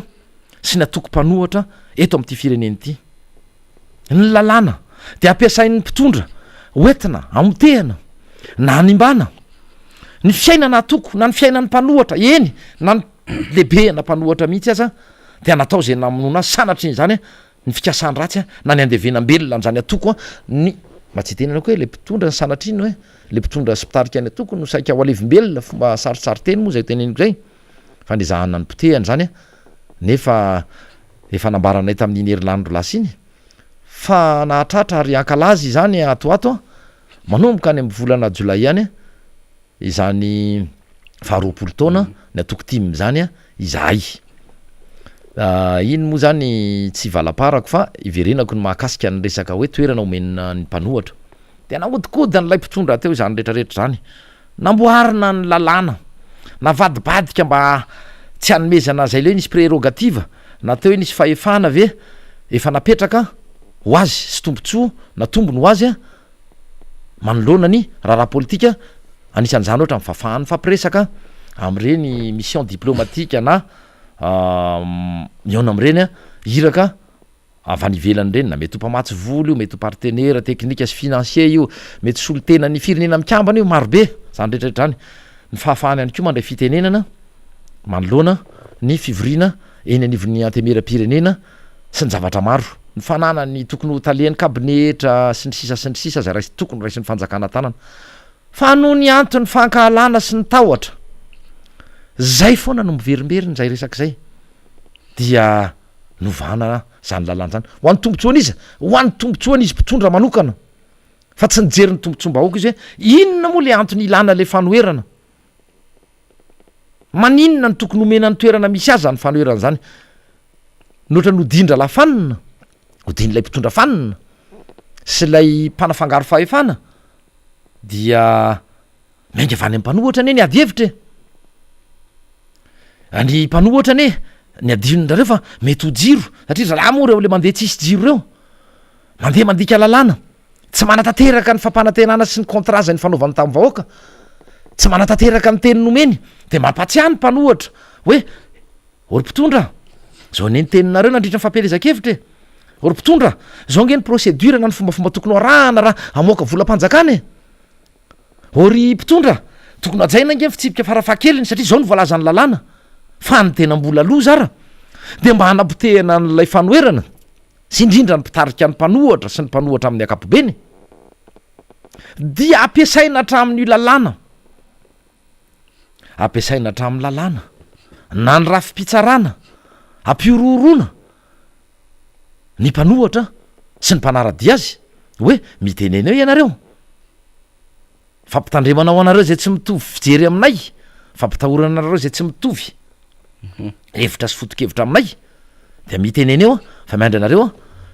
ny antso avany ampitandro filaminana sy cybercriminalité de toreniny natao ny orinasa MBS ny serasera ny MBS orinasa tserasera tapahana tsotro zao fifandraisany ary mbola takina eto raha matomonisitry ny serasera aleo isy le fa samy hafana na mivaovao ary aloha ny vahoaka anaraka izay fandarana tia no arahana fa voasoratra anaty lalam-panorenana zany fahafahana izany ka oka tsy azavaina am'izay fomba rehetra itiavanareo azy ho ariendrika reto indray le saim-bahoaka ho lemena reto indray le saim-bahoaka hoe manakorotanyireo de mba avoay ara aloha le ta izy zay no niteny resaka mety hitarika korotana tatanatiny ty fandarana ity raha matomonisitra ianareo anivon'ny fitsarana ianao andre matomonisitra zay voavoatendry jereo akaiky zay raharaha zay avery reno tsy misy fepetra any anivon'ireo tambazotra ny parabole ny Star Times ary ny Canal Plus sy ny Canal Sat ny fandaharana ny télévision sy ny radio MBS fa iteraka olana zany any arina ary tsy lesona tsara omena tadidio tsara fa raha ela nge ianareo eritona sy tapany sisa ho tsy menasy ity fa mba isiny resaka fitonina foana amin'ny akapobeny amin'ny fanaovana politika eto amin'ity fireneny ity aloha ny vahoaka ananasafidy fa tsy antony tsy mitombona toy ny nanalanareo andreny ary nandidinareo namoanareo ordonnance ary namena ireo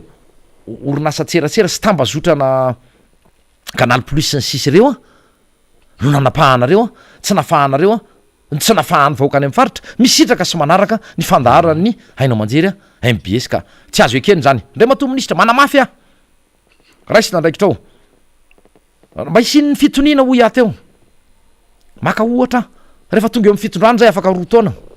ary zay mino fa ho tonga eo izay de wakatinay zany ny orinasa viva aloha tononiko mialatsiny wakatinay sanatry ny mpanaradianareo reo inona dolo moa izy reo ny kolo moa somary efa nisitaka ny MMM nefa tsy tena mbola mazavatra eto hoe aiza ny toerana misy azy sanatriny zany ve ho atao fanao eto amin'ity fireneny ity zay zavatra zay ary nanomaizanareo tsiny ny fitondrana valomanana sy ny mpiara-miasa aminy tam'izany fotoana tamin'ny 20 dia nanakatonana ny orinasa viva ka aoka rehefa nisy ny tsinety manaiky izahay fa maninona ny mbola averina rehefa hita fa tsinety ara raha nilaza fa hitondra fanovany ianareo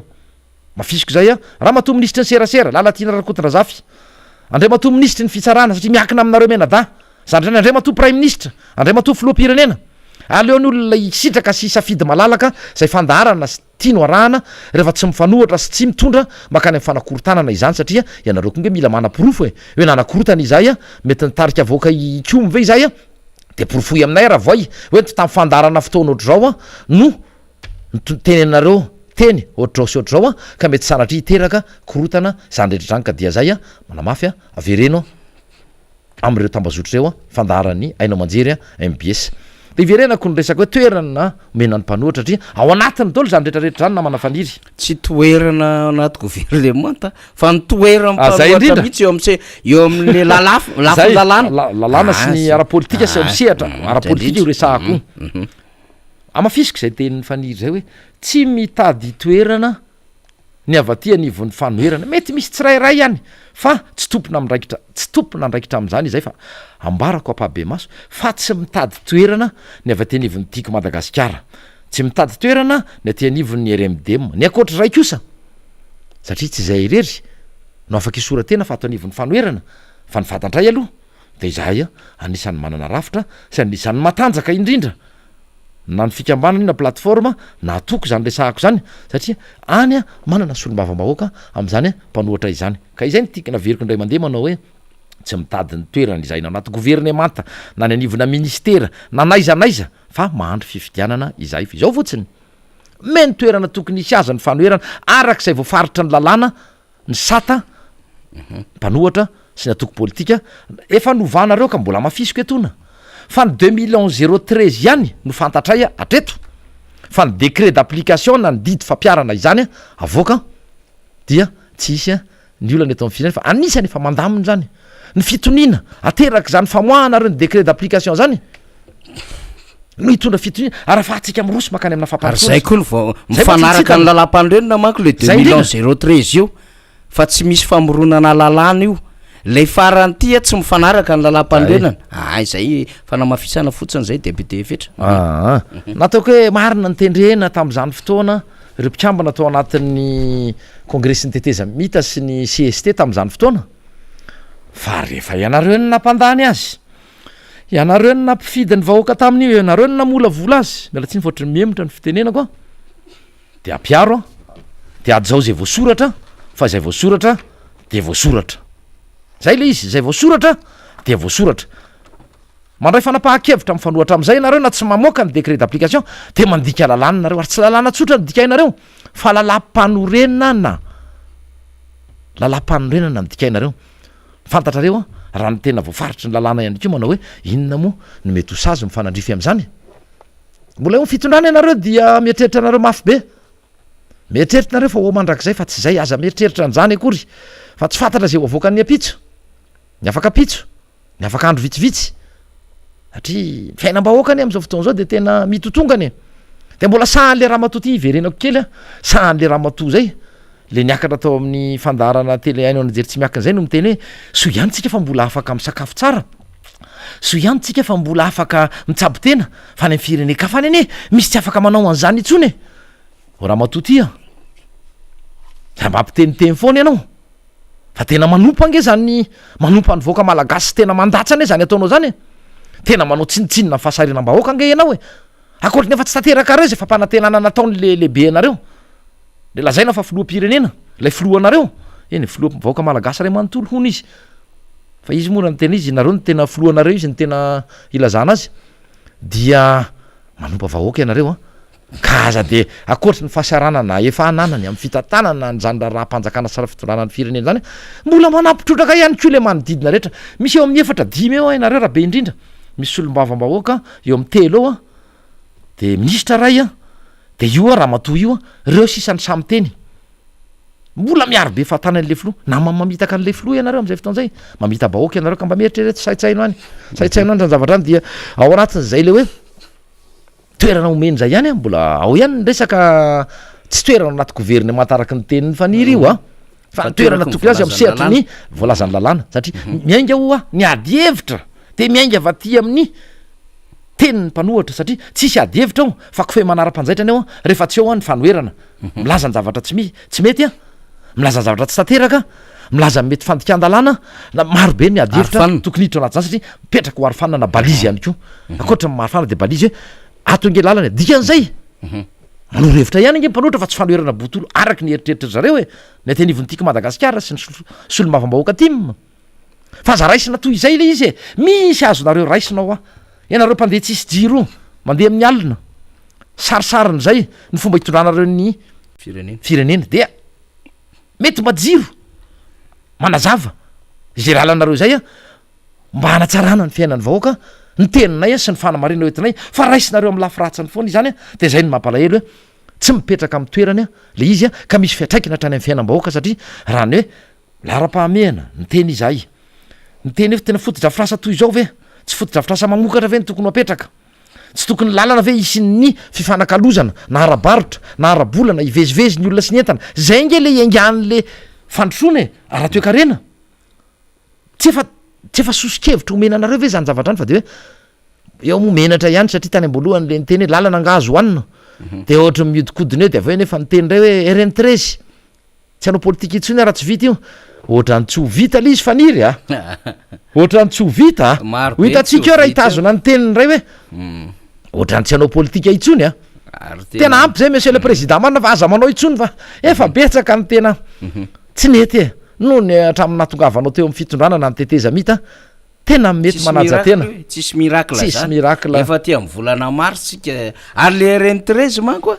tsy le RN13 resankely hoe tolanaro ambovombe fa le RN13 nge avaty tolanaro ka hatrany use efa 100 kilometatra mahery zay le nyresahany tamin'ny valandresaka ny mpanao gazety tamin'ny Fort Dauphin fa nampiny ataoko izy izy tsy hanao politika intsony raha tsy vita ny RN13 zay le RN13 tompoko fa rehefa tonga tamin'ny Fort Dauphin de lazainy ataotsika ny Fort Dauphin mbovombe ny tapahany tampoka le izy satria fata fa mavesatra loatra de le izy koa nefa mbola miankina amin'ny mpamatsy vola ary efa misy ny accord de financement zany efa nsinena mba rapport am'izay fa zao ny avonavonany zareo le izy satria izy nieritreritra fa hoe tonga de milatsaka avy any am'le izy fa io moa mbola hitondra fanazavana betsaka amin'itsika amin'ny fotoana rehetra député fetra zay le mifamitak'izay any eny tena hitondranay hoe tsikera eto am'izao miara-manondy zao hoe zay toetsaina hoentina mitondra ny firenena miorina amina lainga sy fitaka ary tombontsoa manokana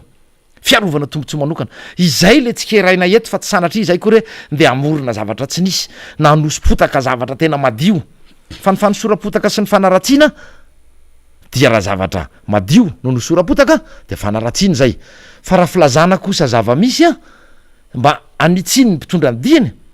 zay nge namanoatra nefa fiara-miasy hatreo fa zay aloha tsy de andoko anareo zany mihitsy inona koa moa ny antokafanareo tsy tanaizy zava-bita anareo raha hatramin'ny nateo anareo fa valy taona zay ny nateo anareo nisy zava-bita no fa zava-bita le fahatrampamehana zay ay ve zay zava-bitany de le namoaka arena tsokosoko kolokolo sy sisa zay zany zava-bitany le fanjakana de le mivaridainga ho an'le vahoaka malagasy zay tsy nisy voka mihitsy hatramin'izao zay aloha zany tena mba zava-bitany kosa aloha tsy famotehana ny orinasa malagasy tena adiny le raha madagasikara zay vananarana ny famotehana ny jirama araky ny teniko teo miorina eo ambony fitaka sy laingy zao fitondrano zao ka ny tsy fahombiazana de na ilika ty mpanohatra efa 10 taona tsy teo amin'ny fitondrana 13 le chiffranareo zay 10 taona tsy teo amin'ny fitondrana ny eva ty anivon'ny fanoherana tary amin'ny président Ravalomanana de nangingina ndray izy mahakasika an'izay fa nylainga ndray toy ren'le hoe nisy ny nanao sabotage ny tany amdekaleka reny moa tsy mahatokololo mihitsy fa araka ny vaovao azo maripotitra dia tsisy ain'izany tany e zay le hoe mbola fitondrana miorona mifitaka sy lainga ary fandiova-tena sy fanamarina tena no misy eto amin'ity fireneny ity de njara toeran'ny mpanohatra ihany io resahako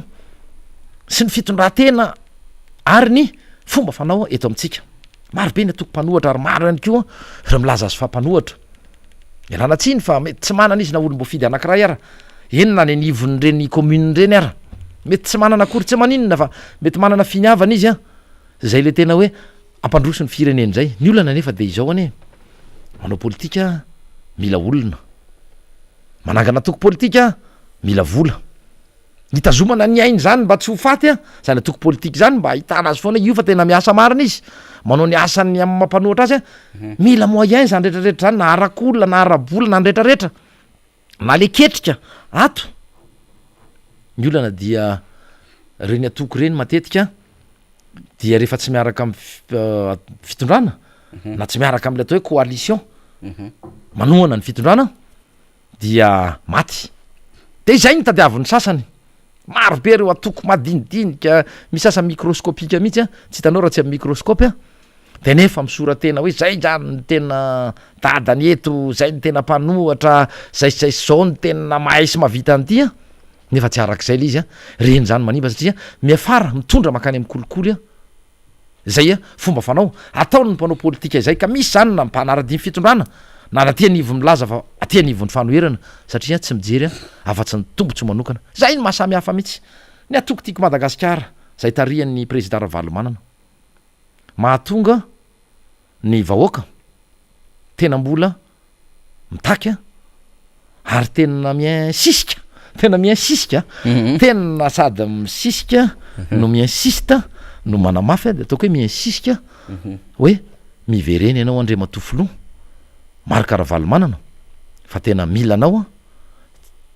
tsy ny atoko tiako Madagasikara ihany tsy ny vahoaka n'Antananarivo sy ny manodidina any tsy ny vahoaka ny faritra any fa Madagasikara iray manontolo a dia mila olona toa ny président Ravalomanana zay mbola tsy misy loatra eto araky ny fijerinay amy saina tsy miangatra de manamafy ny zay le fitakiny ny any fotony na ny vahoaka tsotra tsy voatery ny mpikambana anivony tiako Madagasikara ihany na eo anivony RMDM fa ny vahoaka malagasy ray manontolo mihitsy a no tsy manadino ary mbola mametraka fanatenana aminao a fa ianao rery a hatreto aloha no afaka amoaka ny firenena ao anatin'izao fanitrany zao iny tsetsatetsa tsy aritra teo ihany ko iny fa zay le olany fananganana tokony resahako teo zay a tantarany fananganana toko teto Madagasikara de nresahana teo ny anjara toeran'ny mpanohatra zay tsy omeny reto mpitondro reto nefa nareo nge tsy hoela de hoany amy toeran'ny mpanohatra de le tenina isy faniry tam'izay hoe sao de any vo hitomany a sao voany vo ilaza hoe andahore iresaka fa raha lalàna io a azo tazomina misy ny tokony ahitsy ary ana mafisako ihany ko ny mbola tena tokony anatanterahana ary tsy maintsy anatanterahana le atao hoe concertation nationale satria misy mandringa be debe akoatra ny fandringany ny demokrasia sy ny fianara mandeha ny demokrasia eto amin'ity fireneny ity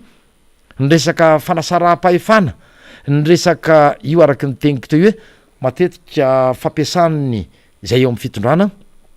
ny androm-panjakana rehetra misy ny fampifangarona ny atao hoe administration na fitondrana ny raharaha-mpanjakana na fitantanana ny raharaha-mpanjakana zay tsy tokony afangaro amy raharaana tokony raharahan'ireo maro anisy mitondra dia zany rehetraretrany a tokony hojerena daoly a ary anisan'zany a ifanendrena sy fisafidianana ny zay ho arbitre de tsy izy zany fa ny ACC sy ny CENI zay zany rehetraretrany a fandray am'izay teniko teo zay hoe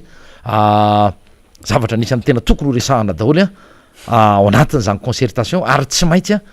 isiny zany concertation zany a fa apisy fitonina sy lalana anankiray varavarona ray misokatra makany amy tena fampandrosoana ny firenena sy isiny fitonina izany a fikaonando national zany dia iverenako ihany ny resaka fanoherana misy mahagaga le izy satria rehefa misy ny lalàna atao a dia indraindray sanatria ny fampiarana azy na lalàna mipetraka fa tsy atao toy ny 2011-013 teo araky ny teniko de natao zany a aminganana ny mpanohatra sy anakatsakanana izay le fivelarany izay a de fa zavatra tsy mety fa mbola mitoy ihany zany zavatra zany araky ny teniko teo tsy misy ny fisarahm-pahefana na ny fanasaram-pahefana ampiasaina daholo ny rafi-pitsarana ny mpitandro filaminana tena hoe ampiororo eny tonga hatramin'ny fanagadrana azy a ny olona zay maneho hevitra nefa zava-marina no naneho ny hevitra tsy azo ekena ny toy izany ny zavatra tokony mbola atao ary raha tena miaro ary tena manaja ny zon'olombelona sy ny zoma olona zao fitondrana misy izao dia ny tokony fitsarana reny olona lazaina fa hoe nampidirina ponja no ny faneho-kevitra politika misy ny sasany efa miporira efa tena mialatsiny am'le fiteny fa efa olohany apasana any apasana mialatsiny sanatria ohatra ny fahafatesa mihitsy moa reny ny faneho-kevitra natao ny mpiaro azy a sanatria ohatra ny fandefasana azy any apasana mihitsy no netreretiny sasany tsy tokony isy tsony izany fa ny tokony atao de le faso ny fitsarana azy reny a raha vita fa meloko izy dia miandry azy ny sasiny fa atao fitsarana tsy mitanila aoka tsy ho sandaina vola mety ho fahafahany zany olo zany tsy asina fitakiana vola fa rehefa nanao ny tsinety kosa ny izaniza na aviaiza nisy azy na ny fitondrana teo aloha izy na ny fitondrana ankehitriny na avaty amin'ny mpanohatra de zay ny tokony ohatra tsara ometsika rehetra mpanao politika hoe tokony andray ny sasiny mifanandrify amin'ny zavatra tsy mety nataony a ny rehetra satria tsy ekena zay le hoe tsy mata manota zay na impunité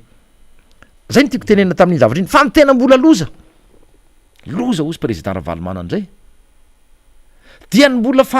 fanaovan'ny fitondram-panjakana misy akoatra ny fampifangarona le fahefana ny famoahana sy fanovana artikla any amin'ny lalàna any fanovana andinin-dalàna any ho an'ny tombotsoany manokana sy karazana varavarana misokatra ho ana kolikoly atsiditra amin'ny atsipiriany misy zany tam'ireny lalàna ny lanina farany teo reny zay mifanohatra atao hoe amin'ny atao hoe fanjakana tsara tatana fa tsy mijery fa tsy ny tombotsoan'ireo indrindra mo makasika n'ity resaka araketra ity mbola tsy hiteny fa akapobeny fotsy zay nresahako zay lasa ampanankarena mialatsiny tsy hoe ianareo ny tsy tianay ianareo inspecteur ny impôt na ianareo contrôleur ny impôt na anareo agent ny impôt any a fa misy ao a lalàna izay tena tsy azo ekena mihitsy ny fisiny satria manome vahana sy varavarana misokatra ho an'ny kolikoly zay nataonareo na sisisikareo tany anatiny iny lalàna vao ny lanina farany tamin'iny fivoriana ara-potoana tanterahanay farany teo ireny tsy azo ekena ny toy izany ka zay ndenake namoadoza mihitsy a fa tsy mitsahatra mamoatsampona ny fitondrana taren'Andriamatoandro Rajoelina de mba eno ihany reny teniny avaty amin'ny fanoherana fa maro be ny doublon zany tsy horesahana itsony ary io ACC io ihany ko anisan'ny tompona ndraikitra am'izao zavatra misy eto amin'ny firenena tsy le olona ao anatiny resahako fa ACC amin'ny akapobeny manao hoe lasa toa nanao politika na ny fanapaha-kevitra raisina de atao fanapaha-kevitra politika ohatra mifony fanapaha-kevitra politika nisy an'ireny hoe mba tsy isin'ny korotana hono nandraisana zao fanapaha-kevitra zao nisy an'izany ohatra pacte de responsabilité zany aiza ho aiza amin'ny lalàna na tsy pahay lalàna zany misy an'izany ohatra ny mbola tsy ndraitsy na tsy pahay lalàna raha de niendrikendry zavatra toy izany izay mbola amelezana ny fanoherana ihany amin'ny akapobeny nahita fa marina raha ny voalaza sy ny tsikera entin'ny avaty amin'ny fanoherana dia maninona raha miaiky sy fanetretena satria ozy ny teny frantsay hoe mana lehibe anareo ene izany mana lehibe anareo zay hoe fanetreteny zay ny tsy misy am'izao fitondrana zao tsy manaiky mihitsy fa de mitady antony foana araky ny tegna te misy eo am' 10 eo ary zareo solombava-bahoaka telo minisitra ray a dia io le raha matony teneniko teo io jereo fa tsy maintsy ireo no miteny na fahity zao fa maintimainty ty tsy mainty zany io fa gris antitra io de ohatra ny gris tanora io fa misy samylaza mihitsy fotsy io am'ireo olon'ireo de oryava-manana tampoka zay nefa leo mpitondra mangalatra amin'ny malagasy ny tena marina fa tsy oryava-manana matoy zay nye miteny sarotiavina sarotiavina de oryava-manana zay ny teneniny zay fa leo mpitondra mangalatra tompoko ny malagasy sady mpandainga am'mpanao kolikoly de avady moa le kilalao teny oryava-manana inona ny rarahinao an'zay ny malagasy tsy mirarahany zany rehefa fatany fa mahaso azy ny zavatra ataonao tia malagasy le izy fa matoa malagasy miteny mijoro de misy zavatra tsy mety eo ambakaina aminy zany stommao aminy le zo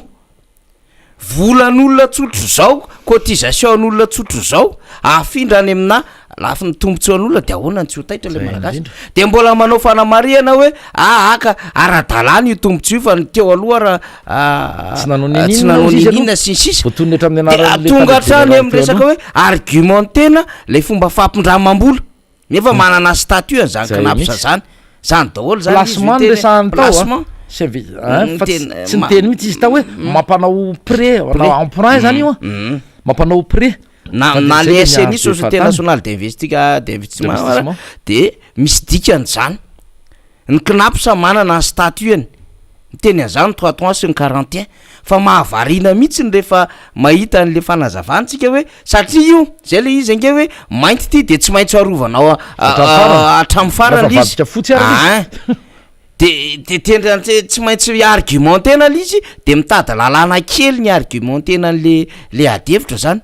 de mitady hevitra indray hoe ahoana ny fomba iarovana an'le olona zay efa fantatra fa manana raharahara-pitsarana ary efa tonga hatrany ny bianco de ohatran'izany ihany ko inona moa ny antony nanesorana ny tale généraln'izy hoe zany ametrantsika fanontaniana zany noho ny dossier inona ohatra na noho ny anton-javatra inona ohatra na noho ny raha mafapana inona ohatra mahafantatra an'izany inge rehetra fa ho tonga am'izany lefa tonga fotoana député fetra fa zany aloha de veritsika fa adevitra azo sokafana ihany satria mba marikoriko satria reny olo reny manko le fatra-piteny hoe imbécile zay zao no mitondra de io ndray lazaina fa le gaso ny ravamanana otry tena tsy menatra mihitsy mitena zany hoe le volan'le malagasy aneny ny arovany le lalàna am'le fomba anakanan'le volany tsy ekeny le famezana tombony am'le olona tsy tokony azo tombony sy ny commune sy tokony azo tombony ny laviny dikan'izay le mpitondra mangalatra mpanao kolokolo izy ary manodina hafananana fa tsy hoe ory avamanana koa adevitra tsy mitombony zany amin'iny adevitra anankiray iny député fetra ary matsiaro ny zavanisy tamin'ny 24 nanomboana nanenjena sy nanosorapotaka ny filora valomanana sy ny atokotimma tam'izany fotoana aika efa tanjona makany fanonganam-panjakana tsy misy hafa am'izao hoe ory avamanana ery zareo ory avamanana satria zao ny zava-misy araky ny teniny faniry teo efa nambara teto ary tenina voalaza sy voafaritra namana fanirina zava tsara mihitsy zany resaka zany tamin'ny herinandro vitsivitsy maromaro lasa zay hoe ny filora valomanana de niainga toy izao de nandalo toy izao ny fiainany ary nanana norinasa nananana izy azy taty am'y ranomasimbe indiana sy taty afrika izy efa tany am nanomboka tam'y taona 20 nandalo ny taona 70 sy 4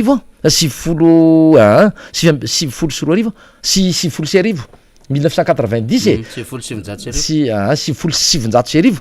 de mbola nitoetra am taona 2 dia narendrika le saim-bahoaka ny tantaraina atao hoe lainga sy fitaka le vahoaka dia ny goben'le vahoaka koa zany satria zay ny napalahelo zay le hoe ory avamanana ny volendra reto anatin'le sain'le vahoaka malagasy zay satria hoe nangalatra io andrematora valomanana io nanangana sy nampiroborobonin'ny atokony ny antony nandehanany teo amin'ny fitantanana ndraraha-pirenena ary hatramina teo amin'ny fitondranany firenena sy fitantanana firenena izy no nampandroso an'zany orinasany izany tena mampalahelo fa araky ny teniko teo ianareo no ory avamanana dia ny fananareo lainga le vahoaka de ny badonareo de ny lazainareo fa filora valomanana no nangalatra ary nananganany any orinasa ty koa sy ny retrarehetra sy ny vondrona ty koa ny vola azony teo amin'ny fitondrana nareo ve adaly tena mitapy ragnanareo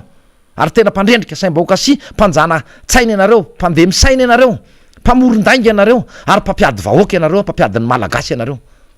ninninona ho lazainareo eo zay nareo le atao hoe ory avamanana ny alony ianareo ary fantatrareo tsara fa tsy nanana ny toerana tsony ara-politika teto ianareo raha tsy nahonga anareo teo amin'ny fitondrana izany filo raha valomanana zany tamin'ny 7 sy 4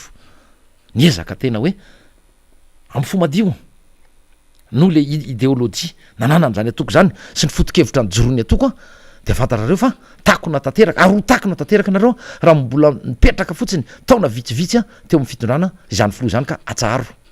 ny ory avamanana ianareo ny ory avamanana ary zao no tena vahoaka mihitsy ange sady reseny an'zany ka zay indrindra satria vola mpinapsa ange volan'le mpitiavana am cotisé le sady mpiavana izy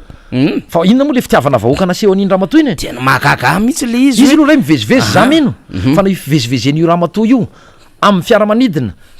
eo Europa sy Madagasikara za mino na mieritreritra fa tsy vola vany aposiny io akoatry ny vola be zay fa raisin'ireo olon'ireo akoatry ny vola be zay fa mahasy voasaringotra azy nefa moa de nilaviny akitsirana